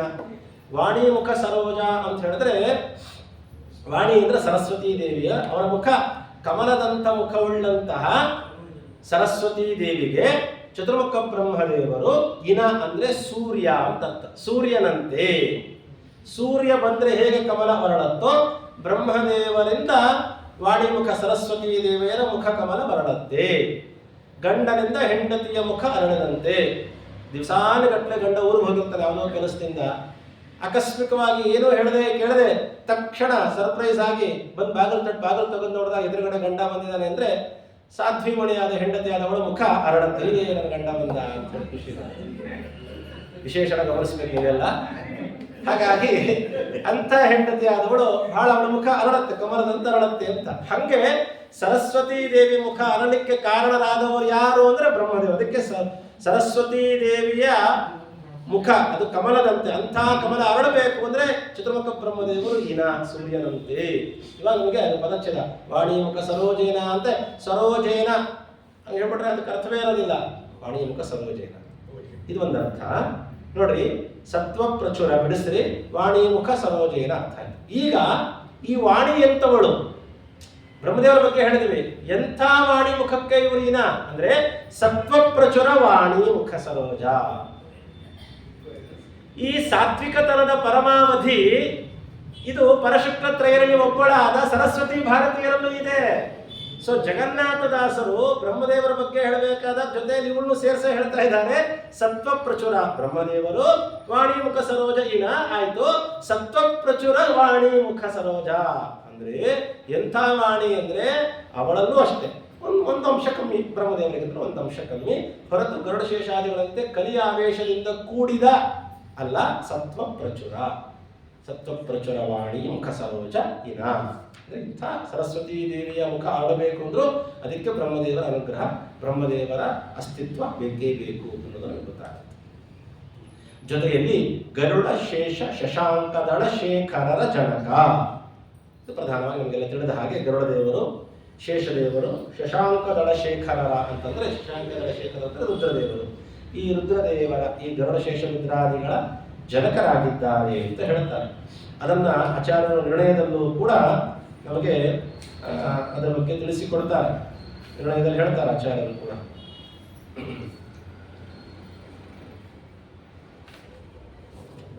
ಬಹಳ ಚೆನ್ನಾಗಿ ಹೇಳ್ತಾರೆ.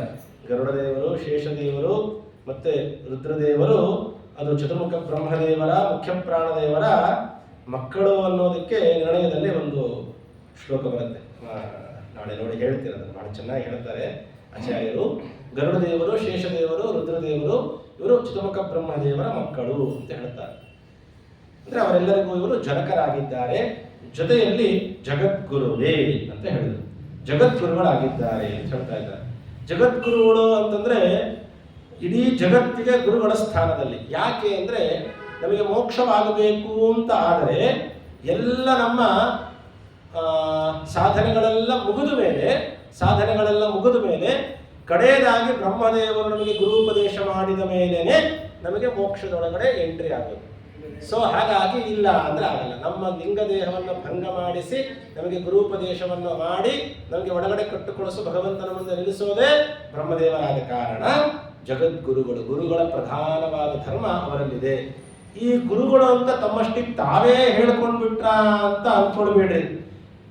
ತಮ್ಮಷ್ಟಿಗೆ ತಾವೇ ಅನ್ಕೊಂಡಿದ್ದಲ್ಲ. ಯಾಕೆ ಅಂತ ಹೇಳಿದ್ರೆ ಭಗವಂತ ಹೇಳ್ತಾನೆ, ಜಗದ್ಗುರುತ್ವಂ ಆದಿಷ್ಟಂ ಮಯಾತೆ ಕಮಲೋದ್ಭವ. ನನ್ನಿಂದಲೇ ನೇಮಿಸಲ್ಪಟ್ಟಿದ್ದಾರೆ ಚತುರ್ಮುಖ ಬ್ರಹ್ಮದೇವರು ಜಗದ್ಗುರುಗಳು ಅಂತ. ಯಾರ್ಯಾರೋ ತಮ್ಮಷ್ಟಿಗೆ ತಾವೇ ಜಗದ್ಗುರುಗಳು ಅನ್ಕೊಂಡ್ಬಿಟ್ರೆ ಮಾತ್ರಕ್ಕೆ, ಬೋರ್ಡ್ ಹಾಕೊಂಡು ಮಾತ್ರಕ್ಕೆ ಜಗದ್ಗುರುಗಳು ಅಂತ ಆಗೋದಿಲ್ಲ. ಗುರು ಅನ್ನೋ ಶಬ್ದಕ್ಕೆ ಭಾರ, ಜಗತ್ತಿಗೆ ಭಾರ ಅಂತ ಆವಾಗ ಅಷ್ಟೇ ಬಿಟ್ರೆ, ಇನ್ನು ಜಗತ್ತಿಗೆ ಗುರುಗಳು ಅಂತಂದ್ರೆ ಯಾರ್ಯಾರೋ ಹೇಳಿದ್ದಲ್ಲ. ಕಾರ್ಕಳದಲ್ಲಿ ಆಚಾರ್ಯ ಹೇಳ್ತಾರೆ, ನನ್ನಿಂದಲೇ ಆದೇಶಿಸಲ್ಪಟ್ಟಿದೆ ಯಾವುದು ಚತುರ್ಮುಖ ಬ್ರಹ್ಮದೇವರು ಜಗದ್ಗುರುಗಳು ಅಂತ ಹೇಳ್ತಾರೆ. ಜಗದ್ಗುರುಗಳು ಅಂತ ಬ್ರಹ್ಮದೇವರನ್ನ ಭಗವಂತ ನೇಮನ ಮಾಡಿ ಕೊಡಿಸಿದ್ದಾರೆ. ಅಷ್ಟು ಅವರ ಯೋಗ್ಯತಾ ಅಂತಹದ್ದು. ಹಾಗಾಗಿ ಜಗದ್ಗುರುಗಳು. ಮತ್ತೆ ಇದು ಬ್ರಹ್ಮದೇವರನ್ನ ಭಗವಂತ ಆದೇಶ ಮಾಡಿದ್ದಾನೆ, ಒಂದು ಆದೇಶ ಮಾಡಿ ಕೊಡಿಸಿದ್ದಾನೆ. ಒಂದು ಸಾಮಾನ್ಯವಾಗಿ ಗುರುಗಳು ಅನ್ನೋದಕ್ಕೆ ಮೊನ್ನೆ ಹೇಳಿದೆ ನಾನು, ಗುರುಗಳ ಕರುಣದಿಂದ ಅಂತ ಹೇಳಬೇಕಾದಾಗ ಗುರುಗಳಿಗೆ 32 ಲಕ್ಷಣ ಇರಬೇಕು ಅಂತ ಹೇಳ್ತಾರೆ. ಷಣ್ಣವತ್ಯಂಗುಲೋ ಎಷ್ಟು ನಿಗ್ರೋಧ ಪರಿಮಂಡಲ ಸಪ್ತಪಾದ ಚತುರ್ಹಸ್ತ 32 ಲಕ್ಷಣೇಯುತ ಅಸಂಶಯ ಸಂಶಯಚ್ಚಿತು ಗುರುರುಕ್ತೋ ಮನೀಷಿಭಿಃ ತಸ್ಮಾತ್ ಬ್ರಹ್ಮ ಗುರುರ್ಮುಖ್ಯ ಸರ್ವೇಷಾಮೇವ ಸರ್ವದಾ. ದೇಹದ 32 ಲಕ್ಷಣಗಳನ್ನೆಲ್ಲ ಹೇಳಿದ ಮೇಲೆ ಷಣ್ಣವತ್ಯಂಗುಲ ಇಸ್ತು ನೆಗ್ರೋಧ ಪರಿಮಂಡಲ ಸಪ್ತಪಾದ ಚತುರ್ಹಸ್ತ 32 ಲಕ್ಷಣೈರ್ಯುತ 32 ಲಕ್ಷಣಗಳನ್ನು ಹೇಳಿದ ಮೇಲೆ ಅಸಂಶಯ ಸಂಶಯಚ್ಚಿತು. ಮೊದಲನೇದಾಗಿ ಅವರು ಯಾವುದೇ ವಿಚಾರದವರಿಗೆ ಸಂಶಯ ಇರಬಾರದು ಮತ್ತು ಮತ್ತೊಬ್ಬರಿಗೆ ಬಂದ ಸಂಶಯವನ್ನ ಪರಿಹಾರ ಮಾಡಬೇಕು. ಇದು ಗುರುಗಳ ಲಕ್ಷಣ. ಇಂಥ ಲಕ್ಷಣ ಯಾರಿಗಿದೆ ಅವರನ್ನ ಗುರುಗಳು ಅಂತ ಕರೀತಾರೆ. ಅಂಥ ಗುರುತ್ವ ಚತುರ್ಮುಖ ಬ್ರಹ್ಮದೇವರಲ್ಲಿ ಮಾತ್ರ ಇರಲಿಕ್ಕೆ ಸಾಧ್ಯ. ಹಾಗಾಗಿ ಅವರನ್ನ ಜಗದ್ಗುರುವೇ ಅಂತ ಹೇಳ್ತಾರೆ. ಜಗದ್ಗುರುವೇ 32 ಲಕ್ಷಣೈ ಸಮ್ಯಕ್ ಯುಕ್ತ ವಾಯುತ್ವ ಯೋಗ್ಯತಾ. ವಾಯುದೇವರಿಗೆ ಬ್ರಹ್ಮದೇವರಿಗೆ ಮಾತ್ರ ಈ ಯೋಗ್ಯತೆ ಇರುವಂತಹದ್ದು. ಅವರನ್ನು ಬಿಟ್ಟು ಯಾರು ಇರ್ಲಿಕ್ಕೆ ಸಾಧ್ಯ ಇಲ್ಲವೇ ಇಲ್ಲ ಅಂತ ಹೇಳ್ತಾರೆ. ಹಾಗಾಗಿ ಅಂತ ಜಗದ್ಗುರುವೇ ತ್ವಚ್ಚರಣಗಳಿಗೆ ಅಭಿವಂದಿಸುವೆ ಅಂತ ನಿಮ್ಮ ಚರಣಕಮಲಗಳನ್ನು ಆಶ್ರಯ ಮಾಡಿದ್ದೀನಿ ಸ್ವಾಮಿ. ಹಾಗಾಗಿ ಪಾಲಿಪುದು ಸನ್ಮತಿಯ ಉತ್ತಮವಾದಂತಹ ಬುದ್ಧಿಯನ್ನು ಕೊಟ್ಟು ನಮಗೆ ಅನುಗ್ರಹವನ್ನು ಮಾಡಿರಿ ಅಂತ ಹೇಳ್ತಾರೆ. ಅದೇ ಹೇಳಿದೆ, ಗರುಡಶೇಷ ಶಶಾಂಕ ದಳಶೇಖರರ ಜನಕ ಆಚಾರ್ಯ ಹೇಳ್ತಾರೆ, ಯಾ ಮಾರುತಾ ಗರ್ಭಮಧತ್ತ ಪೂರ್ವಂ ಶೇಷಂ ಸುಪರ್ಣಂ ಗಿರಿಶಂ ಸುರೇಂದ್ರಂ ಚತುರ್ಮುಖಾಂಬಾಂ ಚತುರಃ ಕುಮಾರಾನ್ ಸಾ ದ್ರೌಪದೀನ ಬಹು ನೋಡಿ. ಇದನ್ನು ಹೇಳಬೇಕಾದಾಗ ಬ್ರಹ್ಮದೇವರ ಬಗ್ಗೆ ವಾಯುದೇವರ ಬಗ್ಗೆ ಹೇಳಬೇಕಾದಾಗ ಶೇಷ ಗರುಡ ರುದ್ರ ಇಂದ್ರಾದಿಗಳು ಈ 4 ಜನ ಚತುರ್ಮುಖ ಬ್ರಹ್ಮದೇವರಿಗೆ ಮಕ್ಕಳಾಗಿ ಅವತಾರ ಮಾಡಿರುತ್ತಾರೆ ಅಂತ ಹೇಳ್ತಾರೆ. ಅದನ್ನೇ ಇಲ್ಲಿ ಆಚಾರ್ಯರ ಮಾತನ್ನೇ ಗರುಡ ಶೇಷ ಶಶಾಂಕ ದಳಶೇಖರರ ಜನಕ ಜಗದ್ಗುರುವೇ ಸ್ವಚ್ಛರಣಗಳಿಗೆ ಅಭಿವಂದಿಸುವೆ ಅಂತ ನಿಮ್ಮ ಪಾದಕಮಲಗಳನ್ನು ಆಶ್ರಯ ಮಾಡಿದ್ದೇನೆ. ಅದಕ್ಕೆ ವಂದಿಸುವೆ, ನಮಸ್ಕಾರ ಮಾಡ್ತಾ ಇದ್ದೇನೆ. ಅನುಗ್ರಹ ಮಾಡಬೇಕು, ಉತ್ತಮವಾದ ಬುದ್ಧಿಯನ್ನು ಕೊಟ್ಟು ಅನುಗ್ರಹಿಸಬೇಕು ಅಂತ ಹೇಳಿ ಚತುರ್ಮುಖ ಬ್ರಹ್ಮದೇವರ ಸ್ತೋತ್ರವನ್ನು ಮಾಡಿದ ಮೇಲೆ ಮುಂದೆ ವಾಯುದೇವರ ಸ್ತೋತ್ರ. ಬ್ರಹ್ಮವಾಯುಗಳು ಸಮರೆ, ಅದರ ಕಲ್ಪ ವ್ಯತ್ಯಾಸದಿಂದ ಅವರ ಸಾಧನೆ ಒಂದು ಕಲ್ಪ ಸಾಧನೆ, ಬ್ರಹ್ಮದೇವರ ಸಾಧನೆ ದೊಡ್ಡದಾದ ಕಾರಣ ಮೊದಲಿಗೆ ಬ್ರಹ್ಮದೇವರ ಸ್ತೋತ್ರವನ್ನು ಮಾಡಿ ನಂತರದಲ್ಲಿ ಜೀವೋತ್ತಮರಾದಂತಹ ವಾಯುದೇವರ ಸ್ತೋತ್ರವನ್ನು ಮಾಡ್ತಾ ಇದ್ದಾರೆ. 632 ಶತಶ್ವಾಸ ಜಪಗಳ 3 ವಿಧ ಜೀವರೊಳಗಬ್ಜ ಕಲ್ಪ ಪರ್ಯಂತ ತಾರಚಿಸಿ ಸಾತ್ವರಿಗೆ ಸುಖ ಸಂಸಾರ ವಿಶ್ವದರಿಗೆ ಅಧಮಜದರಿಗೆ ಅಪಾರ ದುಃಖಗಳೀವ ಗುರು ಪವಮಾನ ಸಲಹೆಮ್ಮ. ಅದ್ಭುತವಾದ ರೀತಿಯಲ್ಲಿ ವಾಯುದೇವರ ಚಿಂತನೆಯನ್ನು ಮಾಡ್ತಾ ಇದ್ದಾರೆ. 632 ಶತಶ್ವಾಸ ಜಪಗಳ. ಇಲ್ಲಿ ಶ್ವಾಸ ಅಂದ್ರೆ ಉಸಿರಾಟದ ಮಾಹಿತಿಯನ್ನು, ಉಸಿರಾಟದ ಬಗ್ಗೆ ಒಂದು ಚಿಂತನೆಯನ್ನು ನಮಗೆ ದಾಸರು ಕೊಡ್ತಾ ಇದ್ದಾರೆ. ಏನು ಉಸಿರಾಟ ಅಂದರೆ ನಮ್ಮ ಜೀವನದಲ್ಲಿ ಬಹಳ ಬಹಳ ಬಹಳ ಮುಖ್ಯವಾಗಿರುವಂತಹ ಒಂದು ಪ್ರಕ್ರಿಯೆ ಅಂತ ಹೇಳಿದರೆ ಅದರಲ್ಲಿ ಮೊಟ್ಟ ಮೊದಲನೇ ಸ್ಥಾನ ಯಾವುದು ಅಂದರೆ ಉಸಿರಾಟ. ಮನುಷ್ಯನಾದವನು ಅಥವಾ ಜೀವನಾದವನು ಏನು ಬೇಕಾದರೂ ಇಲ್ಲದೆ ಬದುಕಬಹುದು, ಆದರೆ ಉಸಿರು ಇಲ್ಲದೆ ಬದುಕಲಿಕ್ಕೆ ಒಂದು ಕ್ಷಣವೂ ಸಾಧ್ಯ ಇಲ್ಲ. ಹಾಗಾದರೆ ಇಡೀ ಜೀವ ಸಮುದಾಯದಲ್ಲಿ ಅತ್ಯಂತ ಅತ್ಯಂತ ಬಹಳ ಪ್ರಧಾನವಾದದ್ದು, ಬಹಳ ಅನಿವಾರ್ಯವಾದದ್ದು ಯಾವುದು? ಉಸಿರಾಟ. ಇದನ್ನು ನಾವು ಮೊದಲು ಮನಗಣಿಸ್ಕೊಳ್ಬೇಕು. ನಾವು ಸ್ಟೆಪ್ ಬೈ ಸ್ಟೆಪ್ ತಿಳ್ಕೊಳ್ತಾ ಹೋದ್ರೆ ನಮಗೆ ಗೊತ್ತಾಗ್ತಾ ಹೋಗುತ್ತೆ. ಹಾಗಾದರೆ ನಮ್ಮ ಇರುವಿಕೆಗೆ, ನಮ್ಮ ಅಸ್ತಿತ್ವಕ್ಕೆ ಬಹಳ ಪ್ರಧಾನವಾದಂತಹ ಪ್ರಕ್ರಿಯೆ ಯಾವುದು? ಉಸಿರಾಟ.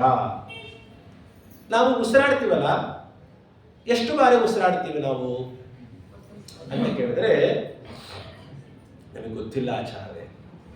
ಶಾಸ್ತ್ರಕಾರರು ತಿಳಿಸಿಕೊಟ್ಟಿದ್ದಾರೆ, ಜ್ಞಾನಿಗಳು ನಮ್ಮ ಮೇಲೆ ಕಾರುಣ್ಯದಿಂದ ನಾವು ಅದನ್ನು ಹೇಳ್ತೀವಿ ಅಷ್ಟೇ. ಎಷ್ಟು ಬಾರಿ ಉಸಿರಾಡ್ತೀವಿ ನಾವು ಅಂತ ಕೇಳಿದರೆ ಶಾಸ್ತ್ರಕಾರರು ತಿಳಿಸಿಕೊಡುತ್ತಾರೆ, 21,600 ಬಾರಿ ನಾವು ಉಸಿರಾಡ್ತೀವಿ. ಇಲ್ಲಿ ನಾವು ಸ್ವಲ್ಪ ತಿಳ್ಕೊಳ್ಬೇಕು. ಇದು ಉಸಿರಾಟವೂ ಹೌದು, ಮುಖ್ಯ ಪ್ರಾಣದೇವರು ವಾಯುದೇವರು ಮಾಡುವ ಜಪವೂ ಹೌದು. ಆ ಜಪದ ಬಗ್ಗೆ ಆಮೇಲೆ ಹೇಳ್ತೀನಿ. ಈ ಉಸಿರಾಟದ ಬಗ್ಗೆ ನಾವು ತಿಳ್ಕೊಳ್ಳೋಣ. ಏನು ಉಸಿರಾಟ ಅಂತ ಹೇಳಿದ್ರೆ, ಈ ಪ್ರಾಣಾಯಾಮ ಮಾಡಬೇಕಾದಾಗ ರೇಚಕ, ಪೂರಕ, ಕುಂಭಕ ಅಂತೆಲ್ಲ ಹೇಳ್ತೀವಿ ನಾವು. ಅಂದ್ರೆ ಒಂದು ಬಾರಿ ನಾವು ಉಸಿರಾಡ್ಲಿಕ್ಕೆ ಎಷ್ಟು ಸಮಯ ಬೇಕು ನಮಗೆ ಗೊತ್ತಾ? ಎಷ್ಟು ಸಮಯ? ಒಂದು ಉಸಿರಾಟ ಅಂದ್ರೆ ಏನು ಗೊತ್ತಾ? ಉಸಿರನ್ನು ಹೊರಗೆ ಹಾಕೋದು, ಒಮ್ಮೆ ಅದನ್ನ ಹೇಳ್ಕೊಳ್ಳೋದು, ನಿಶ್ವಾಸ ಉಚ್ಛ್ವಾಸ, ಅದನ್ನ ನಾವು ಶ್ವಾಸೋಶ್ವಾಸ ಅಂತ ನಾವು ಕರಿತೀವಿ. ಅಂದ್ರೆ ರೇಚಕ ಒಳಗೆ ಹೇಳ್ಕೊಡ್ತೀವಿ, ಪೂರಕ. ಅಂದ್ರೆ ಇದಕ್ಕೆ ಎಷ್ಟು ಸಮಯ ಬೇಕು ಗೊತ್ತಾ?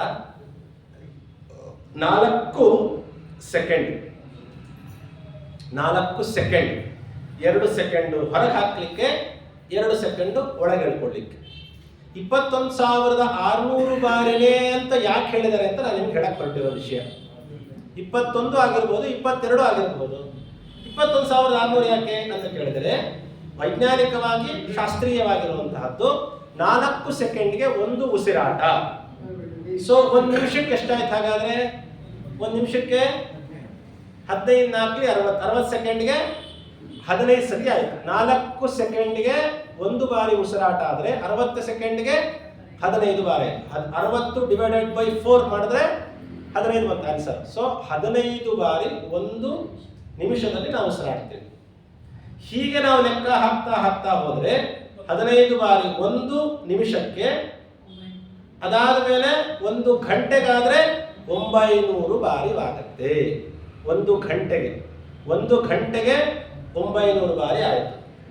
ಸೊ 1 ದಿವಸಕ್ಕೆ, 1 ವರ್ಷಕ್ಕೆ, 10 ವರ್ಷಕ್ಕೆ, 100 ವರ್ಷಕ್ಕೆ ಅಂತ ನಾವು ಲೆಕ್ಕ ಹಾಕಿದ್ರೆ, 100 ವರ್ಷಕ್ಕೆ ಲೆಕ್ಕ ಹಾಕಿದ್ರೆ 77,76,00,000 ಇದು ಅಲ್ಟಿಮೇಟ್. ಇದು ನಮಗೆ ಬೇಕಾಗಿರೋ ಉತ್ತರ ಏನು ಗೊತ್ತಾ? 21,600 ಬಾರಿ. ಸೊ 900 ಇಂಟು 24 ಮಾಡಿದ್ರೆ 21,600 ಬಾರಿ ಬಂತು. ಸೊ ಒಂದು ದಿವಸ ಈಕ್ವಲ್ಸ್ 1 ಡೇ. 1 ಡೇ, ಒಂದು ದಿವಸಕ್ಕೆ 21,600 ಬಾರಿ ಮಾಡ್ತೀವಿ. ಯಾಕಂದ್ರೆ 4 ಸೆಕೆಂಡ್ಗೆ ಒಂದು ಉಸಿರಾಟ ನಾವು ಮಾಡೋದು, ಸಾಮಾನ್ಯವಾಗಿ ಮಾಡುವಂತಹದ್ದು. ಯೋಗಿಗಳ ವಿಚಾರ ಅಲ್ಲ, ಅಥವಾ ರೋಗಿಗಳ ವಿಚಾರವೂ ಅಲ್ಲ. ಯೋಗಗಳು ಇದ್ದವರು ಬೇರೆ, ರೋಗಿಗಳ ವಿಚಾರವೂ ಬೇರೆ. ಸಾಮಾನ್ಯವಾಗಿ ಒಬ್ಬ ಮನುಷ್ಯನ ವಿಚಾರ ಹೇಳೋದಾದ್ರೆ, ಸೊ ಒಂದು ದಿವಸಕ್ಕೆ 900 1 ಗಂಟೆಗೆ ಇಂಟು 24 ಗಂಟೆ ಮಾಡಿದ್ರೆ 21,600 ಬಾರಿ ಆಯಿತು. ಇದನ್ನ ನಾವು 17 ವರ್ಷಕ್ಕೆ ನಾವು ಮಾಡಿದ್ರೆ 77,76,00,000. ಇದನ್ನು ಉಲ್ಟಾ ಬಂದ್ರೆ ನಮಗೆ ಇನ್ನೂ ಕ್ಲಿಯರ್ ಆಗಿ ಗೊತ್ತಾಗುತ್ತೆ. 77,76,00,000. ಒಬ್ಬ ಮನುಷ್ಯನ ಆಯುರ್ಮಾನ ಎಷ್ಟು? 100 ವರ್ಷ. 120 ಅದು ಪ್ರಾಯಶಃ ಹೇಳ್ತಾರೆ. ಪ್ರಧಾನವಾಗಿ ಶತಮಾನಂ ಭವತಿ ಶತಾಯು ಪುರುಷ ಶತೇಂದ್ರಿಯ ಆಯುಷ್ಯೇವೇಂದ್ರಿಯೇ ಪ್ರತಿಷ್ಠತಿ. 100 ಇದರ ಅರ್ಥ ದೇವರು ಕೊಟ್ಟ ಆಯುಷ್ಯ ಪೂರ್ಣವಾಗಿ ಬದುಕು ಅಂತಲೂ ಆಶೀರ್ವಾದ. 100 ವರ್ಷ ಬದುಕು ಅಂತ. ಪ್ರಾಯಶಃ ಒಬ್ಬ ಮನುಷ್ಯ 100 ವರ್ಷ ಬದುಕೋದು. ಈ 120, 130, 150, 200 ವರ್ಷ ಬದುಕಿದವ್ರನ್ನ ನಾವು ಕಾಣ್ತೀವಿ. 60, 70, 30 ಒಂದೇ ವರ್ಷ ಬದುಕಿದವ್ರನ್ನ ನಾವು ಕಾಣ್ತೀವಿ. ಇದೆಲ್ಲ ಹೇಗಾಗಾದ್ರೆ ಅಂತ ಕೇಳಿದ್ರೆ ನೋಡ್ರಿ, ಒಂದು ವಿಚಾರ ನಾವು ತಿಳ್ಕೊಳ್ಬೇಕು. 24 ಗಂಟೆ ನಾವು ಹೇಗೆ ಹೇಳ್ತೀವಿ, ಸೂರ್ಯೋದಯದಿಂದ ಸೂರ್ಯೋದಯಕ್ಕೆ 24 ಗಂಟೆ ಅಂತ ಹೇಳ್ತಿರ್ತೀವಿ. ಒಂದು ದಿವಸ ಸೂರ್ಯೋದಯದಿಂದ ಸೂರ್ಯ, ಇದು ಬ್ರಹ್ಮಾಂಡಕ್ಕೆ, ಅಂಡಾಂಡಕ್ಕಲ್ಲ, ನಮಗಲ್ಲ, ಅದಕ್ಕೆ ಮಾತ್ರ ಇದು. ಸೊ ನಾವೇ ತಿಳ್ಕೊಂಡಿದೀವಿ ನಮಗೂ 24 ಗಂಟೆ ಅಂದ್ರೆ ಸೂರ್ಯೋದಯದಿಂದ ಸೂರ್ಯೋದಯ ನಮಗೂ 24 ಗಂಟೆ ಅಲ್ಲ. ನಮಗೆ 24 ಗಂಟೆ ಆಗೋದು ಯಾವಾಗ ಅಂದ್ರೆ ನಾವು 21,600 ಬಾರಿ ಜಪ ಮಾಡಿದ ಅರ್ಥ ಉಸಿರಾಡಿದ್ರೆ ಮಾತ್ರ. ಅದ್ಯಾಕೆ ಅಂದ್ರೆ 77,76,00,000 ಡಿವೈಡೆಡ್ ಬೈ 36,000. ಈ 36,000 ಯಾವುದು ಅಂದ್ರೆ ಒಂದು ವರ್ಷಕ್ಕೆ 360 ದಿವಸ, 100 ವರ್ಷಕ್ಕೆ 36,000 ವರ್ಷ, 36 ದಿವಸ ಆಯಿತು. 100 ವರ್ಷ ಬದುಕುವ ಒಬ್ಬ ಮನುಷ್ಯನಿಗೆ ಮ್ಯಾಕ್ಸಿಮಮ್ ಅಂತಂದ್ರೆ 77,76,00,000 ಬಾರಿ ಮಾತ್ರ ಉಸಿರಾಡ್ಲಿಕ್ಕೆ ಸಾಧ್ಯ. ಅದಕ್ಕಿಂತ ಹೆಚ್ಚು ಮಕ್ಕಳು ಉಸಿರಾಡಿಸಲ್ಲ ದೇವರು. ಈ ಉಸಿರಾಟವನ್ನ 36,000 ದಿವಸಕ್ಕೆ ನಾವು ಡಿವೈಡೆಡ್ ಬೈ ಮಾಡಿದ್ರೆ ಒಂದು ದಿವಸಕ್ಕೆ 21,600 ಬಾರಿ ಬರುತ್ತೆ. ಸೊ ನಮಗೆ ಒಂದು ದಿವಸ ಆಗೋದು ಯಾವಾಗ ಅಂದ್ರೆ ನಮಗೆ ಸೂರ್ಯೋದಯದಿಂದ ಸೂರ್ಯೋದಯ ಆಗತ್ತೆ ಇಲ್ಲ ಅಂತ ಅರ್ಥ ಅಲ್ಲ. ನಿಜವಾಗಲೂ ಆಗೋದು ಎಲ್ಲಿ ಅಂದ್ರೆ ನಾವು 21,600 ಬಾರಿ ಉಸಿರಾಡಿದ್ರೆ ನಮಗೆ ಒಂದು ದಿವಸ ಆಯ್ತು. ಹೊರಗೆ ಒಂದು ದಿವಸ ಆಗಿದ್ರು ಕೆಲವು ಸತಿ ನಮಗೆ ಒಂದು ದಿವಸ ಆಗಿರೋದಿಲ್ಲ. ಯಾಕೆ ಅಂದ್ರೆ ಕೆಲವು ಸತಿ ಉಸಿರಾಟಗಳು ಕೆಲವರು ಪ್ರಾಣಾಯಾಮವನ್ನು ಮಾಡ್ತಾ ಮಾಡ್ತಾ ಉಸಿರನ್ನು ನಿಧಾನವಾಗಿ ತಗೊಂಡು ಅಲ್ಲಿ ಕುಂಭಕ ಹಿಡಿದಿಡ್ತಾರೆ. ಅದಾದ್ಮೇಲೆ ನಿಧಾನಕ್ಕೆ ಬಿಟ್ರು. ಸೊ 4 ಸೆಕೆಂಡಿಗೆ ಆಗುವ ಪ್ರಕ್ರಿಯೆ 8 ಸೆಕೆಂಡಿಗೆ ಮಾಡಿಕೊಂಡ ಒಬ್ಬ ಯೋಗಿ ಆದವನು ಅಂದ್ರೆ ಸೊ ಅವನಿಗೆ 21,600 ಉಸಿರಾಟ 2 ದಿನಕ್ಕಾಗತ್ತೆ, ಅಂದ್ರೆ 48 ಗಂಟೆಗಾಗತ್ತೆ. ಇವತ್ತು ನಾವು ಯೋಗಿಗಳು 200 ವರ್ಷ ಬದುಕಿದ್ದಾರೆ. ಹೇಗೆ ಬದುಕಿದ್ರು ಹೀಗೆ ಬದುಕ್ತಾರೆ. ಅವ್ರಿಗೆ 100 ವರ್ಷ ಉಸಿರಾಟ, ಅವ್ರಿಗೆ 100 ವರ್ಷನೇ ಆಗಿಲ್ಲ, ಇನ್ನ ಅವ್ರ ದೇಹಕ್ಕೆ 200 ವರ್ಷ ಆಗಿರ್ಬೋದು. ಉಸಿರಾಟದ ಪ್ರಕ್ರಿಯೆಯಿಂದ ನಾವು ಲೆಕ್ಕಮಾನ ಮಾಡಿದ್ರೆ 100 ವರ್ಷಕ್ಕಿಂತಲೂ ಕಲಿಯುಗದಲ್ಲಿ ಬದುಕೋದಿಲ್ಲ. ಮತ್ತು ಅವರೆಲ್ಲ ಬದುಕಿದ್ದಾರಲ್ಲ, ಅವರ ಲೆಕ್ಕದಲ್ಲಿ 77,76,00,000 ಉಸಿರಾಟ ಮುಗಿದಿಲ್ಲ. ಇದನ್ನ ಕಮ್ಮಿ ಮಾಡ್ಕೊಳ್ಳೋದು ಯಾರು? 4 ಸೆಕೆಂಡಿಗೆ ಉಸಿರಾಡಬೇಕು ಅಂತ ಶಾಸ್ತ್ರದ ನಿಯಮ ಏನಿಲ್ಲ. ಯಾಕೆ 21,600 ಬಾರಿ ಆಗತ್ತೆ ಅನ್ನೋದಕ್ಕೆ ನಾನು ಲೆಕ್ಕ ಕೊಟ್ಟದ್ದು. ನನಗೆ ರೋಗ ಬಂದಿದೆ, ಉಸಿರಾಡೋದು ತೊಂದರೆ ಇದೆ, ಅಥವಾ ಎಲ್ಲೋ ಬಂದ್ಬಿಟ್ಟೆ, ಬೆಟ್ಟ ಹತ್ತುತ್ತಾ ಇದ್ದೀನಿ, ಇಂಥ ಕಾಲದಲ್ಲೆಲ್ಲ 4 ಸೆಕೆಂಡಲ್ಲಿ 2 ಸತಿ ಉಸಿರಾಟ ಆಗೋದಿಲ್ಲ ಅಂದಿರ್ತೀವಿ. ಸೊ ಕೆಲವು ಸತಿ 12ರಿಂದ 15 ಗಂಟೆ ಒಳಗಡೆನೆ ನಮ್ದು ಒಂದಿನ ಆಯುಷ್ಯ ಮುಗಿದೋಯ್ತು. ನಮ್ದು ಆಯುಷ್ಯ ಮುಗಿದೋಗಿದೆ, ನಮ್ಗೆ ಇನ್ನೂ ಒಂದು ದಿವಸ ಆಗಿಲ್ಲ ಅಂತಿರ್ತೀವಿ. ಅಯ್ಯೋ ಪಾಪ ಶತಾಯುಷಿಗಳು ಕೆಲವು ಸತಿ ನೋಡ್ರಿ 96 ವರ್ಷ 95 ವರ್ಷ ಪರವಾಗಿಲ್ಲ 100 ವರ್ಷ ಶಾಂತಿ ಮಾಡಿಬಿಡ್ರಿ ಅವ್ರಿಗೆ ಅಂತಿರ್ತಾರೆ. ಯಾಕೆ? ಅಯ್ಯೋ ಅವ್ರ ಉಸಿರಾಟಿದೆ, ಹಂಗೆ ಅವ್ರವ್ರ ಕಲ್ಪನೆ ಅದೊಂಥರ. ಅಂದ್ರೆ ಇವಾಗ ನಮಗೆ ಗೊತ್ತಾಗತ್ತೆ ಯಾಕೆ ಅಂತಂದ್ರೆ ನಮ್ಮ ಉಸಿರಾಟವನ್ನು ನಾವು ಹೆಚ್ಚು ಮಾಡ್ಕೊಳ್ಬಹುದು, ಕಮ್ಮಿಯೂ ಮಾಡ್ಕೊಳ್ಬಹುದು ಪ್ರಕ್ರಿಯೆಯನ್ನ ನಿಮಿಷಗಳ ಲೆಕ್ಕದಲ್ಲಿ. ಸೊ ನಾವು ಅದನ್ನ ನಿತ್ಯದಲ್ಲಿ ಪ್ರಾಣಾಯಾಮವನ್ನು ಮಾಡೋದರಿಂದ ದೇವರು ಕೊಟ್ಟ 100 ವರ್ಷವನ್ನು ಪೂರ್ಣವಾಗಿ ನಾವು ಜೀವಿಸಬಹುದು. ಆ 77,76,00,000 ಉಸಿರಾಡುವ ಅಷ್ಟು ಯೋಗ್ಯತಾ. ಇದರ ಮೇಲೆ ಜನ್ಮಾಂತರ ಕರ್ಮ ಕರ್ಮಣ ಆಯುರ್ಮಾನ ಅದೆಲ್ಲ ಬೇರೆ ಬಿಟ್ಬಿಡ್ರಿ. ಪೂರ್ಣವಾಗಿ ಬದುಕುವವರ ವ್ಯವಸ್ಥೆ ಅದು ಚಿಂತನೆ ನಾನು ಹೇಳ್ತಾ ಇರೋದು ಅಂತ. ಇದನ್ನ ಹಾಳು ಮಾಡ್ಕೊಡ್ತಾರೆ. ಹೇಗೆ ಅಂದ್ರೆ ಮದ್ಯಪಾನ, ಧೂಮಪಾನ ಇವೆಲ್ಲ ಮಾಡಬೇಡ್ರಿ ಅಂತ ಹೇಳ್ತಿರ್ತಾರೆ. ಯಾಕೆ? ಉಸಿರಾಟದ ಪ್ರಕ್ರಿಯೆ ವ್ಯತ್ಯಾಸವಾಗುತ್ತೆ, ಬೇಗ ಸಾಯ್ತೀರಾ. ಉಸಿರಾಟದ ಪ್ರಕ್ರಿಯೆ ದಿನಕ್ಕೆ 21,600 ಬಾರಿ ಮಾತ್ರ ಉಸಿರಾಡಬೇಕು. ನೀವು ಅದನ್ನು 12 ಗಂಟೆಗೆ ಮುಗಿಸಿದ್ರೆ 100 ವರ್ಷಕ್ಕೆ ಸಾಯೋನು 50 ವರ್ಷಕ್ಕೆ ಸಾಯ್ತಾನೆ. ಯಾಕೆ ಸಾಯ್ತಾನೆ? 21,600 ಬಾರಿ 12 ಗಂಟೆಗೆ ಉಸಿರಾಡ್ಬಿಟ್ಟಿದೆ ನೀನು ಮಗನೇ, ಅದಕ್ಕೆ ಸಾಯ. ಸೊ ಇದು ಉಸಿರಾಟದ ಮಹತ್ವ, ಉಸಿರಾಟದ ಚಿಂತನೆ ಹೀಗೆ ತಿಳ್ಕೊಂಡ್ರೆ ಇವಾಗ ನಮಗೆ ಗೊತ್ತಾಗತ್ತೆ. 21,600 ಬಾರಿ ನಮ್ಮ ಲೆಕ್ಕಕ್ಕೂ ಅಥವಾ ಹೊರಗಿನ ಲೆಕ್ಕಕ್ಕೂ ಇಟ್ಕೊಳ್ರಿ. ಒಂದು ದಿವಸ ನಾವು ನಮ್ಮ ಕಾಲಮಾನಕ್ಕೆ ಒಂದು ದಿವಸ ನಾವು ಬದುಕಬೇಕು, ಅಥವಾ ಒಂದು ದಿವಸ ಯಾವಾಗ ಆಗತ್ತೆ ಅಂದ್ರೆ 21,600 ಬಾರಿ ನಾವು ಉಸಿರಾಡಿದರೆ. ಇದು ಲೌಕಿಕವಾಗಿ ವಿಚಾರ ನಾವು ತಿಳ್ಕೊಂಡ್ವಿ. ಉಸಿರಾಟದ ಬಗ್ಗೆ ಒಂದು ಜ್ಞಾನ ಸ್ವಲ್ಪ ತಿಳ್ಕೊಂಡ್ವಿ. ಈ ಉಸಿರಾಟ ಇದನ್ನ ನಾವಾಡ್ತೀವ ಅಂತಂದ್ರೆ ಅಲ್ಲ. ಉಸಿರಾಟ ಅನ್ನೋದು ನಮ್ಮ ಕೈಲೇ ಇದ್ರೆ ಯೋಚನೆ ಮಾಡ್ರಿ, ಇಲ್ಲ ನಮ್ಮ ಉಸಿರು ನಾವೇ ಆಡ್ತೀವಿ, ಅತ್ಯಂತ ಅನಾಯಾಸ, ಅದೇನು ಬಹಳ ದೊಡ್ಡ ಕೆಲಸ, ನಾವೇ ಅತ್ಯಂತ ಅನಾಯಾಸವಾಗಿ ನಾವು ಆಡ್ತೀವಿ ಅಂದ್ರೆ, ಹಾಗಾದ್ರೆ ನಾನು ಸ್ವಲ್ಪ ಗಟ್ಟಿಯಾಗಿ ಹಿಡ್ಕೊಂಡು ನನ್ನ ಮೊಮ್ಮಗನ್ ನೋಡ್ಬೇಕು ಅಂತ ಆಸೆ ಇದೆ ನನಗೆ, ಅವನ್ ಮದುವೆ ನೋಡ್ಬೇಕು ಅಂತ ಆಸೆ ಇದೆ ನನಗೆ, ನಾನು ಸ್ವಲ್ಪ ಗಟ್ಟಿಯಾಗಿ ಹಿಡ್ಕೊಂಡು ನಾನು ಉಸಿರಾಡ್ಕೊಂಡು ನನ್ನ ಉಸಿರಾಟವನ್ನು ನಾನು ಎಕ್ಸ್ಟೆಂಡ್ ಮಾಡಿಕೊಂಡು ನಾನು 150 ವರ್ಷ ಬದುಕ್ತೀನಿ. ಎಲ್ರಿಗೂ ಆಸೆ ಇರತ್ತಲ್ವಾ? ಹಾಗಾದ್ರೆ ನಮ್ಮ ಕೈಲಿಲ್ಲ. ನಮ್ಮ ಪ್ರಯತ್ನ ಯಾರ ಕೈಲಿದೆ? ಉಸಿರಾಟದ ದೇವತೆ. ಯಾರು? ಮುಖ್ಯ ಪ್ರಾಣದೇವರು. ಉಸಿರಿನ ಮಹತ್ವ ನಮಗೆ ಗೊತ್ತಾಗ್ತಾ ಇದೆ. ಯಾವುದು ಬೇಕಾದರೂ ನಾವು ದೇಹದಲ್ಲಿ ಒಳಗಿನ ದೇವತೆಗಳ ವಿಚಾರ ಆಮೇಲೆ ಬಿಟ್ಬಿಡೋಣ, ಆಮೇಲೆ ತಗೊಳ್ಳೋಣ. ಲೌಕಿಕವಾಗಿ ಯೋಚನೆ ಮಾಡೋದಾದ್ರೆ ನಮ್ಮ ದೇಹದ ಎಲ್ಲ ಅವಯವಗಳಿಗೂ ಕೂಡ ನಾವು ಅವರಿಗೆ ವಿಶ್ರಾಂತಿಯನ್ನು ಕೊಡ್ತಾ ಬರ್ತೀವಿ. ಕಣ್ಣಿಗೆ, ಕಿವಿಗೆ, ಒಳಗಿನ ದೇವತೆಗಳ ವಿಚಾರ ಬಿಟ್ಬಿಡ್ರಿ. ಲೌಕಿಕವಾಗಿ ತಗೊಳ್ಳೋದಾದ್ರೆ ಕಣ್ಣಿಗೆ ಶ್ರಮ ಆಯಿತು, ನೋಡಿ ನೋಡಿ ಕೇಳಿ ಕೇಳಿ, ಕಿವಿಗೆ ಶ್ರಮ ಆಯಿತು, ನಡೆದು ಕಾಲಿಗೆ ಶ್ರಮ ಆಯಿತು, ಕೆಲಸ ಮಾಡಿ ಕೈಗೆ ಶ್ರಮ ಆಯಿತು, ಯೋಚನೆ ಮಾಡಿ ಮಾಡಿ ಮನಸ್ಸಿಗೆ ಬುದ್ಧಿಗೆ ಶ್ರಮ ಆಯಿತು, ಏನು ಯೋಚನೆ ಮಾಡೋದು, ಆರಾಮಾಗಿರ್ಬೇಕಪ್ಪ ಅಂತ ಇರ್ತೀವಿ, ಎಲ್ಲ ಮಾಡ್ತಿರ್ತೀವಲ್ಲ. ಜೀವದ ಅಂದ್ರೆ ನಮ್ಮ ದೇಹದ ಒಳಗಿನ ಹೊರಗಿನ ಎಲ್ಲ ಅವಯವಗಳಿಗೂ ಕೂಡ ನಾವು ವಿಶ್ರಾಂತಿಯನ್ನು ಕೊಡ್ತೀವಿ. ಒಂದೇ ಒಂದು ಪ್ರಕ್ರಿಯೆಗೆ ಮಾತ್ರ ವಿಶ್ರಾಂತಿ ಅನ್ನೋದು ಇಲ್ಲವೇ ಇಲ್ಲ. ಅದು ಯಾವ ಪ್ರಕ್ರಿಯೆ? ಉಸಿರಾಟದ ಪ್ರಕ್ರಿಯೆ. ಸೊ ನಮ್ಮ ದೇಹದ ಒಳಗೆ ಹೊರಗಿನ ಎಲ್ಲ ಅವಯವಗಳಲ್ಲಿ ನಡೆಯುವ ಎಲ್ಲ ಪ್ರಕ್ರಿಯೆಗಳಿಗಿಂತಲೂ ಅತ್ಯಂತ ಪ್ರಧಾನವಾದ, ಅನಿವಾರ್ಯವಾದ, ಅವಶ್ಯಕವಾದ ಪ್ರಕ್ರಿಯೆ ಯಾವುದು? ಉಸಿರಾಟ. ಇದು ಉಸಿರಾಟದ ಬಗ್ಗೆ ನಮಗೆ ಮಹತ್ವ ಗೊತ್ತಾಯ್ತು. ಇಂಥ ಉಸಿರಾಟವನ್ನ 21,600 ಬಾರಿ ನಮ್ಮ ದೇಹದ ಒಳಗೆ ಕುಳಿತು ನಮ್ಮ ಕೈಲಿ ಉಸಿರಾಡಿಸ್ತಿರುವ ದೇವತೆ ಯಾರು? ಮುಖ್ಯ ಪ್ರಾಣದೇವರು. ಎಲ್ಲ ದೇವತೆಗಳು ಒಂದೊಂದು ಅವಯವಗಳಿಗೆ ಅಭಿಮಾನಿಗಳಾದರೆ, ಒಬ್ಬೊಬ್ಬರು ದೇವತೆಗಳಾದರೆ ಒಂದೊಂದು ಪ್ರಕ್ರಿಯೆಗೆ, ಉಸಿರಾಟದ ಪ್ರಕ್ರಿಯೆಗೆ, ಪ್ರಾಣನಿಗೆ ಅಂದ್ರೆ ನಮ್ಮ ಜೀವನಿಗೆ ಮುಖ್ಯವಾಗಿ ಅಭಿಮಾನಿಗಳು ಯಾರಾಗಿದ್ದಾರೆ? ಮುಖ್ಯ ಪ್ರಾಣದೇವರಾಗಿದ್ದಾರೆ. ಇಂಥ ಉಸಿರಾಟವನ್ನ ನಮ್ಮ ಪ್ರಕಾರ ಇದು ಒಂದು ಉಸಿರಾಟ. ಆದರೆ ಇದು ಮುಖ್ಯ ಪ್ರಾಣದೇವರ ಪ್ರಕಾರ ನಮಗೆ ಆಡಿಸುವ ಉಸಿರಾಟವೂ ಹೌದು, ಅದು ಅವರು ಮಾಡುವ ಭಗವಂತನ ಉಪಾಸನೆಯೂ ಹೌದು. ಆ ಭಗವಂತನ ಉಪಾಸನೆ ಏನು ರೀತಿ, ಯಾವ ರೀತಿಯ ಉಪಾಸನೆ ಆಗಿದೆ ಅಂತ ಹೇಳಿದರೆ,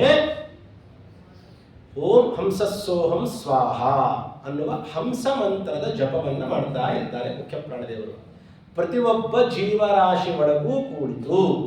ಇವಾಗ ಹೇಳ್ತಾರೆ 21,600 ಬಾರಿ ಮಂತ್ರವನ್ನ, ಶ್ವಾಸ ಜಪವನ್ನ ಎಲ್ಲ ಜೀವರಾಶಿಗಳ ಒಳಗೆ ಕುಳಿತು ಬ್ರಹ್ಮದೇವರ ಕಲ್ಪ ಪರ್ಯಂತರವಾಗಿ ಮಾಡ್ತಾ ಇದ್ದಾರೆ. ಇದನ್ನು ಹೇಗೆ ಹೇಳಿದ್ರು ಅಂದ್ರೆ 6321000 32 ಶತಶ್ವಾಸ ಜಪಗಳ 3 ವಿಧ ಜೀವರೊಳಗಬ್ಜದ ಕಲ್ಪ ಪರ್ಯಂತ. ನೋಡ್ರಿ, 6321000 ಅಂದ್ರೆ ಇದನ್ನ ಕೂಡಬೇಕು, ಗುಣಿಸ್ಬೇಕು, ಏನ್ ಮಾಡಬೇಕು? ಕಳಿಬೇಕು, ಭಾಗಿಸ್ಬೇಕು. ಹೇಗೆ ಅಲ್ವಾ? 6 3 ಅಂದ್ರೆ 9, 9 1 10, 10,000. ಅಥವಾ 6 3 ಅಂದ್ರೆ 9, 9 2 11, 11 1,000 12,000. ಕೆಳಗಡೆ 3 2 ಅಂದ್ರೆ 5 ಶತಶ್ವಾಸ ಜಪಗಳ. ಎಲ್ಲಿ ಬರುತ್ತೆ ಹಾಗಾದ್ರೆ?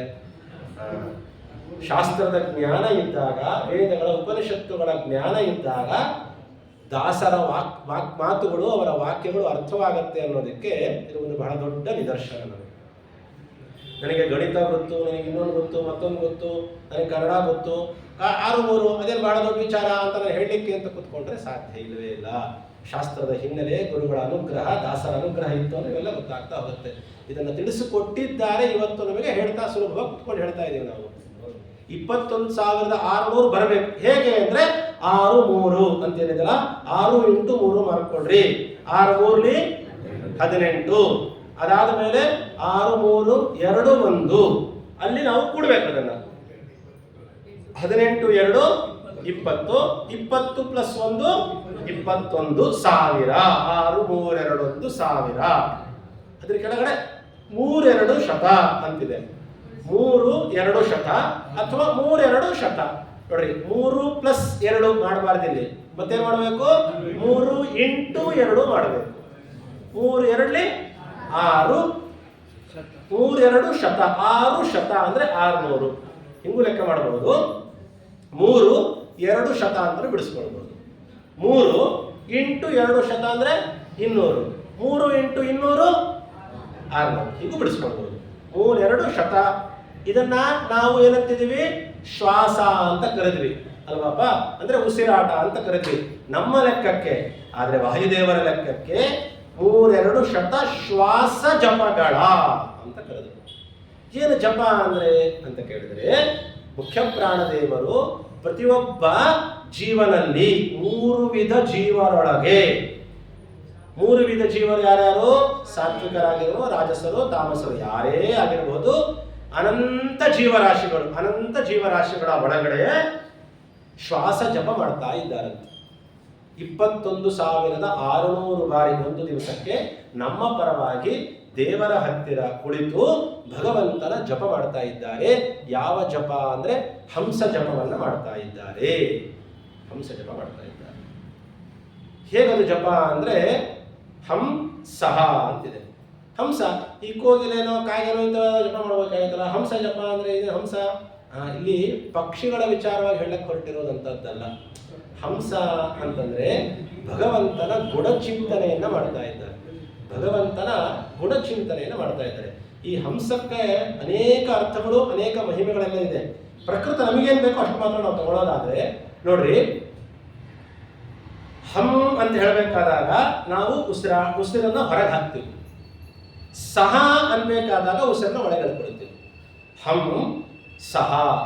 ವಾಯುದೇವರು ಹಂಸಃ ಅಂತಂದ್ರೆ ನಾವು ಒಂದ್ಸತಿ ಉಸಿರು ಬಿಟ್ಟು ಉಸಿರು ಎಳ್ಕೊಂಡ್ವಿ. ನಮ್ಮ ಪ್ರಕಾರ ಇದು ಉಸಿರಾಟದ ಕ್ರಿಯೆ ಆಗಿದೆ. ವಾಯುದೇವರು ಮಾಡುವ ಹಂಸ ಮಂತ್ರದ ಜಪವೇ ನಮಗೆ ಉಚ್ಛ್ವಾಸ ನಿಶ್ವಾಸಗಳ ಶ್ವಾಸ ಪ್ರಕ್ರಿಯೆ ಆಗ್ತಾ ಇದೆ. ಏಕಕಾಲಕ್ಕೆ ಭಗವಂತನ ಗುಣ ಉಪಾಸನೆ ಅನಂತ ಜೀವರಾಶಿಗಳಿಗೆ ಉಪಕಾರ. ಇದು ವಾಯುದೇವರ ಯೋಗ್ಯತಾ. ಇದನ್ನು ತಿಳ್ಕೊಳ್ಬೇಕು ನಾವು. ವಾಯುದೇವರ ಯೋಗ್ಯತೆ ಎಂಥ ದೊಡ್ಡದು ಅಂದ್ರೆ ಏಕಕಾಲದಲ್ಲಿ ಭಗವಂತನ ಗುಣ ಉಪಾಸನೆ. ಎಷ್ಟು ದಿವಸ? ಅವನು ಬದುಕಿರುವಷ್ಟು ದಿವಸವೂ ಕೂಡ. ಮಲ್ಕೊಂಡಿರ್ಬೇಕೇನಾದಾಗ ರೆಸ್ಟ್ ಏನಾದ್ರು ಸಿಗತ್ತಾ? ಇಲ್ಲ. ಯಾರ್ಯಾರಲ್ಲಿ? ಕೇವಲ ಒಂದು ಗುಂಪಿನಲ್ಲಿ, ಒಂದು ಸಮುದಾಯಕ್ಕೆ ಮಾತ್ರನ ಅಲ್ಲ, ಅಥವಾ ಕೇವಲ ಮನುಷ್ಯರಲ್ಲಿ ಮಾತ್ರನ ಅಲ್ಲ, ಅನಂತ ಜೀವರಾಶಿಗಳು, 74 ಲಕ್ಷ ಯೋನಿ ಜೀವರಾಶಿಗಳೇನಿದೆ, ಆ ಎಲ್ಲ ಜೀವರಾಶಿಗಳಲ್ಲೂ ಆಯಾ ಜೀವಿಗಳು ಬದುಕುವ ತನಕ ಅಷ್ಟೇನಾ? ಅಲ್ಲ. ಮತ್ತೇನ್ ಹೇಳಿದ್ರು ಇಲ್ಲಿ? ಅಬ್ಜಜ ಕಲ್ಪ. ಅಬ್ಜಜ ಕಲ್ಪ ಅಂದ್ರೆ ಬ್ರಹ್ಮಕಲ್ಪ ಅಂತ ಅರ್ಥ. ಅಪುಜ ಅಂತಂದ್ರೆ ಕಮಲ, ಕಮಲದಲ್ಲಿ ಹುಟ್ಟಿದವರು ಅಂದ್ರೆ ಮತ್ತೆ ಬ್ರಹ್ಮದೇವರು, ಅವರ ಕಲ್ಪ ಪರ್ಯಂತ. ಬ್ರಹ್ಮದೇವರ ಕಲ್ಪ ಅಂದ್ರೆ ಬ್ರಹ್ಮದೇವರ 100 ವರ್ಷ ಆಗುವ ತನಕ. ಇವಾಗ ಒಂದು ಜನ್ಮ ನೋಡಪ್ಪ, ಒಂದು ಜನ್ಮ ಜವಾಬ್ದಾರಿ ನಂದು, ನಾನು ಉಸಿರಾಡಿಸ್ತೀನಿ. ಅದಾದ್ಮೇಲೆ ನಿನ್ ಯೋಗ್ಯತಾ, ನಿನ್ ಸಾಮರ್ಥ್ಯ, ನೀನು ಹೀಗಿಲ್ಲ ಪಾಪ. ವಾಯುದೇವರು ಎಷ್ಟು ಸತಿ ಹುಟ್ಟುತ್ತೀಯ ಅಷ್ಟು ಸತಿ ಇರ್ತಾರೆ. ಸತ್ತ ಮೇಲೆ ಮತ್ತೆ ಅದನ್ನು ತಗೊಂಡೋಗಿ ಇನ್ನೊಂದು ದೇಹಕ್ಕೆ ಸೇರಿಸ್ತಾರೆ. ಆ ದೇಹಗಳು ಅವರಿಗೆ ಕುತ್ಕೊಂಡು ಪ್ರಾಣನಾಮಕರಾಗಿದ್ದುಕೊಂಡು ಮತ್ತೆ ಉಸಿರಾಡಿಸ್ತಾನೆ ಇರ್ತಾರೆ. ಅಷ್ಟು ಕಾರುಣ್ಯ ನಮ್ಮ ಮೇಲೆ. ಜೀವನದ ಉಸಿರಾಟದ ಮಹತ್ವ ನಮಗೆಲ್ಲ ಗೊತ್ತಿದೆ ಅಲ್ವಾ? ಅತ್ಯಂತ ಅನಿವಾರ್ಯ, ಅತ್ಯಂತ ಅವಶ್ಯಕ, ಅತ್ಯಂತ ಬಹಳ ಪ್ರಕ್ರಿಯೆ, ದೊಡ್ಡ ಪ್ರಕ್ರಿಯೆ ಆದಂತ ಉಸಿರಾಟಕ್ಕೆ ದೇವತೆ, ನಿಯಾಮಕರು, ಅಭಿಮಾನಿಗಳಾದಂಥ ಮುಖ್ಯ ಪ್ರಾಣದೇವರೇ ನಮ್ಮೊಳಗೆ ಕುತ್ಕೊಂಡು ಹಂಸ ಮಂತ್ರವನ್ನು ಜಪ ಮಾಡುತ್ತಾ ನಮಗೆ ಉಸಿರಾಡಿಸ್ತಾ ಇದ್ದಾರೆ. ಅವರ ಹಂಸ ಮಂತ್ರದ ಜಪವೇ ನಮಗೆ ಉಸಿರಾಟವಾಗಿದೆ. ಅಂದ್ರೆ ನಮ್ಮ ಉಸಿರು ದೇವರೇ ನಮ್ಮ ಉಸಿರಾಗಿರ್ಬೇಕು ಅಂತ ನಾವೆಲ್ಲ ಆಡಭಾಷೆ ಹೇಳ್ತಿರ್ತೀವಿ. ನಮ್ಮ ಉಸಿರು ಭಗವಂತನೇ ನಮ್ಮ ಉಸಿರಾಗಿರ್ಬೇಕು ಅಂತಿದೆ ಅಲ್ವಾ? ಇವಾಗ ನಮಗೆ ಗೊತ್ತಾಗ್ತಾ ಇದೆ, ನಿಜವಾಗಲೂ ನಮ್ಮ ಉಸಿರು ಭಗವಂತನೇ. ಭಗವಂತನೇ ನಮ್ಮ ಉಸಿರು, ಅವನ ನಾಮಸ್ಮರಣೆ ನಮ್ಮ ಉಸಿರು. ಇದು ಒಂದು ಹೇಳಿ ಮುಗಿಸ್ತೀನಿ. ಹಂಸ ಅಂದ್ರೆ ಏನು ಗೊತ್ತಾ? ಹಂ ಅಂತಂದ್ರೆ ಭಗವಂತನ ನಿರ್ದುಷ್ಟತ್ವವನ್ನ ಹೇಳ್ತಾ ಇದೆ. ಹಂ ಅಂದ್ರೆ ತ್ಯಾಗ. ಯಾವುದು ಕೆಟ್ಟದ್ದು ಅಂತಿದೆ ಎಲ್ಲವೂ ಭಗವಂತನಿಂದ ತ್ಯಾಗವಾಗಿದೆ. ಭಗವಂತನಿಂದ ದೂರ ಇರೋದೇ ಅವೆಲ್ಲವೂ. ಯಾವುದು? ದೋಷಗಳು. ಸರ್ವದೋಷ ವಿವರ್ಜಿತನಾಗಿದ್ದಾನೆ. ಸಹ, ಸಾರತ್ವಾತ್ ಸಹ. ಸಹ ಅಂದ್ರೆ ಜೀವನದ ಭಗವಂತನ ದೊಡ್ಡ ಸಾರ ಯಾವುದು ಗೊತ್ತಾ? ಜ್ಞಾನಾನಂದ ಸ್ವರೂಪನಾಗಿದ್ದಾನೆ ಅಂತ ತಿಳಿಯೋದೇ ನಮ್ಮ ಜೀವನದ ಸಾರ. ಸಹ ಅಂದರೆ ಜ್ಞಾನಾನಂದ ಸ್ವರೂಪ, ಹಂ ಅಂದರೆ ನಿರ್ದುಷ್ಟ. ಸೊ ಹಂಸ ಅಂದರೆ ಭಗವಂತನ ದೋಷ ದೂರತ್ವ, ಜ್ಞಾನಾನಂದಾದಿ ಗುಣಗಳ ಪರಿಪೂರ್ಣತ್ವ. ದೋಷ ದೂರತ್ವದ ಗುಣ ಪರಿಪೂರ್ಣತ್ವದ ಚಿಂತನೆಯನ್ನ ಹನುಮಂತ ದೇವರು ಅರ್ಥಾತ್ ವಾಯುದೇವರು ಪ್ರತಿನಿತ್ಯ ಪ್ರತಿಕ್ಷಣದಲ್ಲಿ ಮಾಡ್ತಾನೇ ಬರ್ತಿದ್ದಾರೆ. ಆ ಮಾಡುವ ಪ್ರಕ್ರಿಯೆಯೇ ನಮಗೆ ಉಸಿರಾಟವಾಗಿ ನಮ್ಮನ್ನ ಇರುವಿಕೆಗೆ, ನಮ್ಮ ಅಸ್ತಿತ್ವಕ್ಕೆ ಕಾರಣವಾಗಿದೆ. ನಮ್ಮ ಇರುವಿಕೆಗೆ ಅದೇ ನಿಜವಾದ ಕಾರಣ. ನಮ್ಮ ಇರುವಿಕೆಗೆ ನಿಜವಾದ ಕಾರಣರಾದಂತಹ ವಾಯುದೇವರ ಸ್ತೋತ್ರವನ್ನು ಅದ್ಭುತವಾದ ರೀತಿಯಲ್ಲಿ ಬಹಳ ಚೆನ್ನಾಗಿ ನಮಗೆ ತಿಳಿಸಿಕೊಡ್ತಾ ಇದ್ದಾರೆ. ಶ್ವಾಸರೂಪೋ ಜಪೋ ನಿತ್ಯಂ ಉಭಯೋರ್ ವಿದ್ವದ್ನಯೋ ಏಕವಿಂಶ ಸಹಸ್ರಾತ್ಮ ಸಷಟ್ ಶತಮಹರ್ನಿಶಂ. ಆಚಾರ್ಯರು ತಂತ್ರಸಾರ ಸಂಗ್ರಹದಲ್ಲಿ ಏಕವಿಂಶ ಸಹಸ್ರಾತ್ಮ ಸಷಟ್ ಶತಮಹರ್ನಿಶಂ, ಹಗಲು ರಾತ್ರಿ ಕ್ಷಣ ಬಿಡದೆ, ಒಂದು ಕ್ಷಣವೂ ಬಿಡದೆ 21,600 ಬಾರಿ ಹಂಸಮಿತ್ರವನ್ನ, ಅದೇ ಶ್ವಾಸ ಮಂತ್ರ ಅಂತ, ಶ್ವಾಸ ರೂಪದಲ್ಲಿ, ಉಸಿರಾಟದ ರೂಪದಲ್ಲಿ ನಿತ್ಯಂ ಜಪ, ಪ್ರತಿನಿತ್ಯವಾಗಿ ಜಪ ಮಾಡ್ತಾ ಇದ್ದಾರೆ. ಯಾರ್ಯಾರಲ್ಲಿ? ವಿದ್ವದ್ ಅಗ್ನಯೋಹೋ, ತಿಳಿದವರಾಗಿರಲಿ ತಿಳಿದೇ ಇರೋರಾಗಿರಲಿ, ಯಾರು ಬೇಕಾದ್ರಾಗಿರಲಿ, ಅನಂತ ಜೀವರಾಶಿಗಳ ಒಳಗೆ ಕೂತು ಬ್ರಹ್ಮದೇವರ ಕಲ್ಪ ಮುಗಿಯುವ ತನಕ, ಮನ್ವಂತರ ಕಲ್ಪ, ದಿನಕಲ್ಪ, ಆ ಕಲ್ಪ ಅಲ್ಲ, ಬ್ರಹ್ಮದೇವರ 100 ವರ್ಷ ಆಗುವ ತನಕವೂ ಕೂಡ ನಮ್ಮ ನಿತ್ಯದಲ್ಲೂ ಕೂಡ ನಮ್ಮ ಜೊತೆಯಲ್ಲೇ ಇದ್ದು, ನಮ್ಮ ಒಳಗಿದ್ದು ಭಗವಂತನ ಉಸಿರೇ, ನಮ್ಮ ಭಗವಂತನ ನಾಮವೇ ನಮ್ಮ ಉಸಿರಾಗಿಸಿ ನಮ್ಮ ಇರುವಿಕೆಗೆ ಕಾರಣೀಕರ್ತರಾಗಿದ್ದಾರೆ ಅಂತ ಹೇಳಿ ಇಷ್ಟು ವಾಯುದೇವರ ಮಹಿಮೆಯನ್ನ ವರ್ಣನೆ ಮಾಡ್ತಾ ಇದ್ದಾರೆ. ಇದರ ಮುಂದಿನ ಚಿಂತನೆ ಇನ್ನೂ ಅದ್ಭುತವಾಗಿದೆ, ಅದನ್ನ ನಾಳೆ ದಿವಸ ನೋಡೋಣ ಅಂತ ಹೇಳ್ತಾ ಹರೇ ನಮಃ.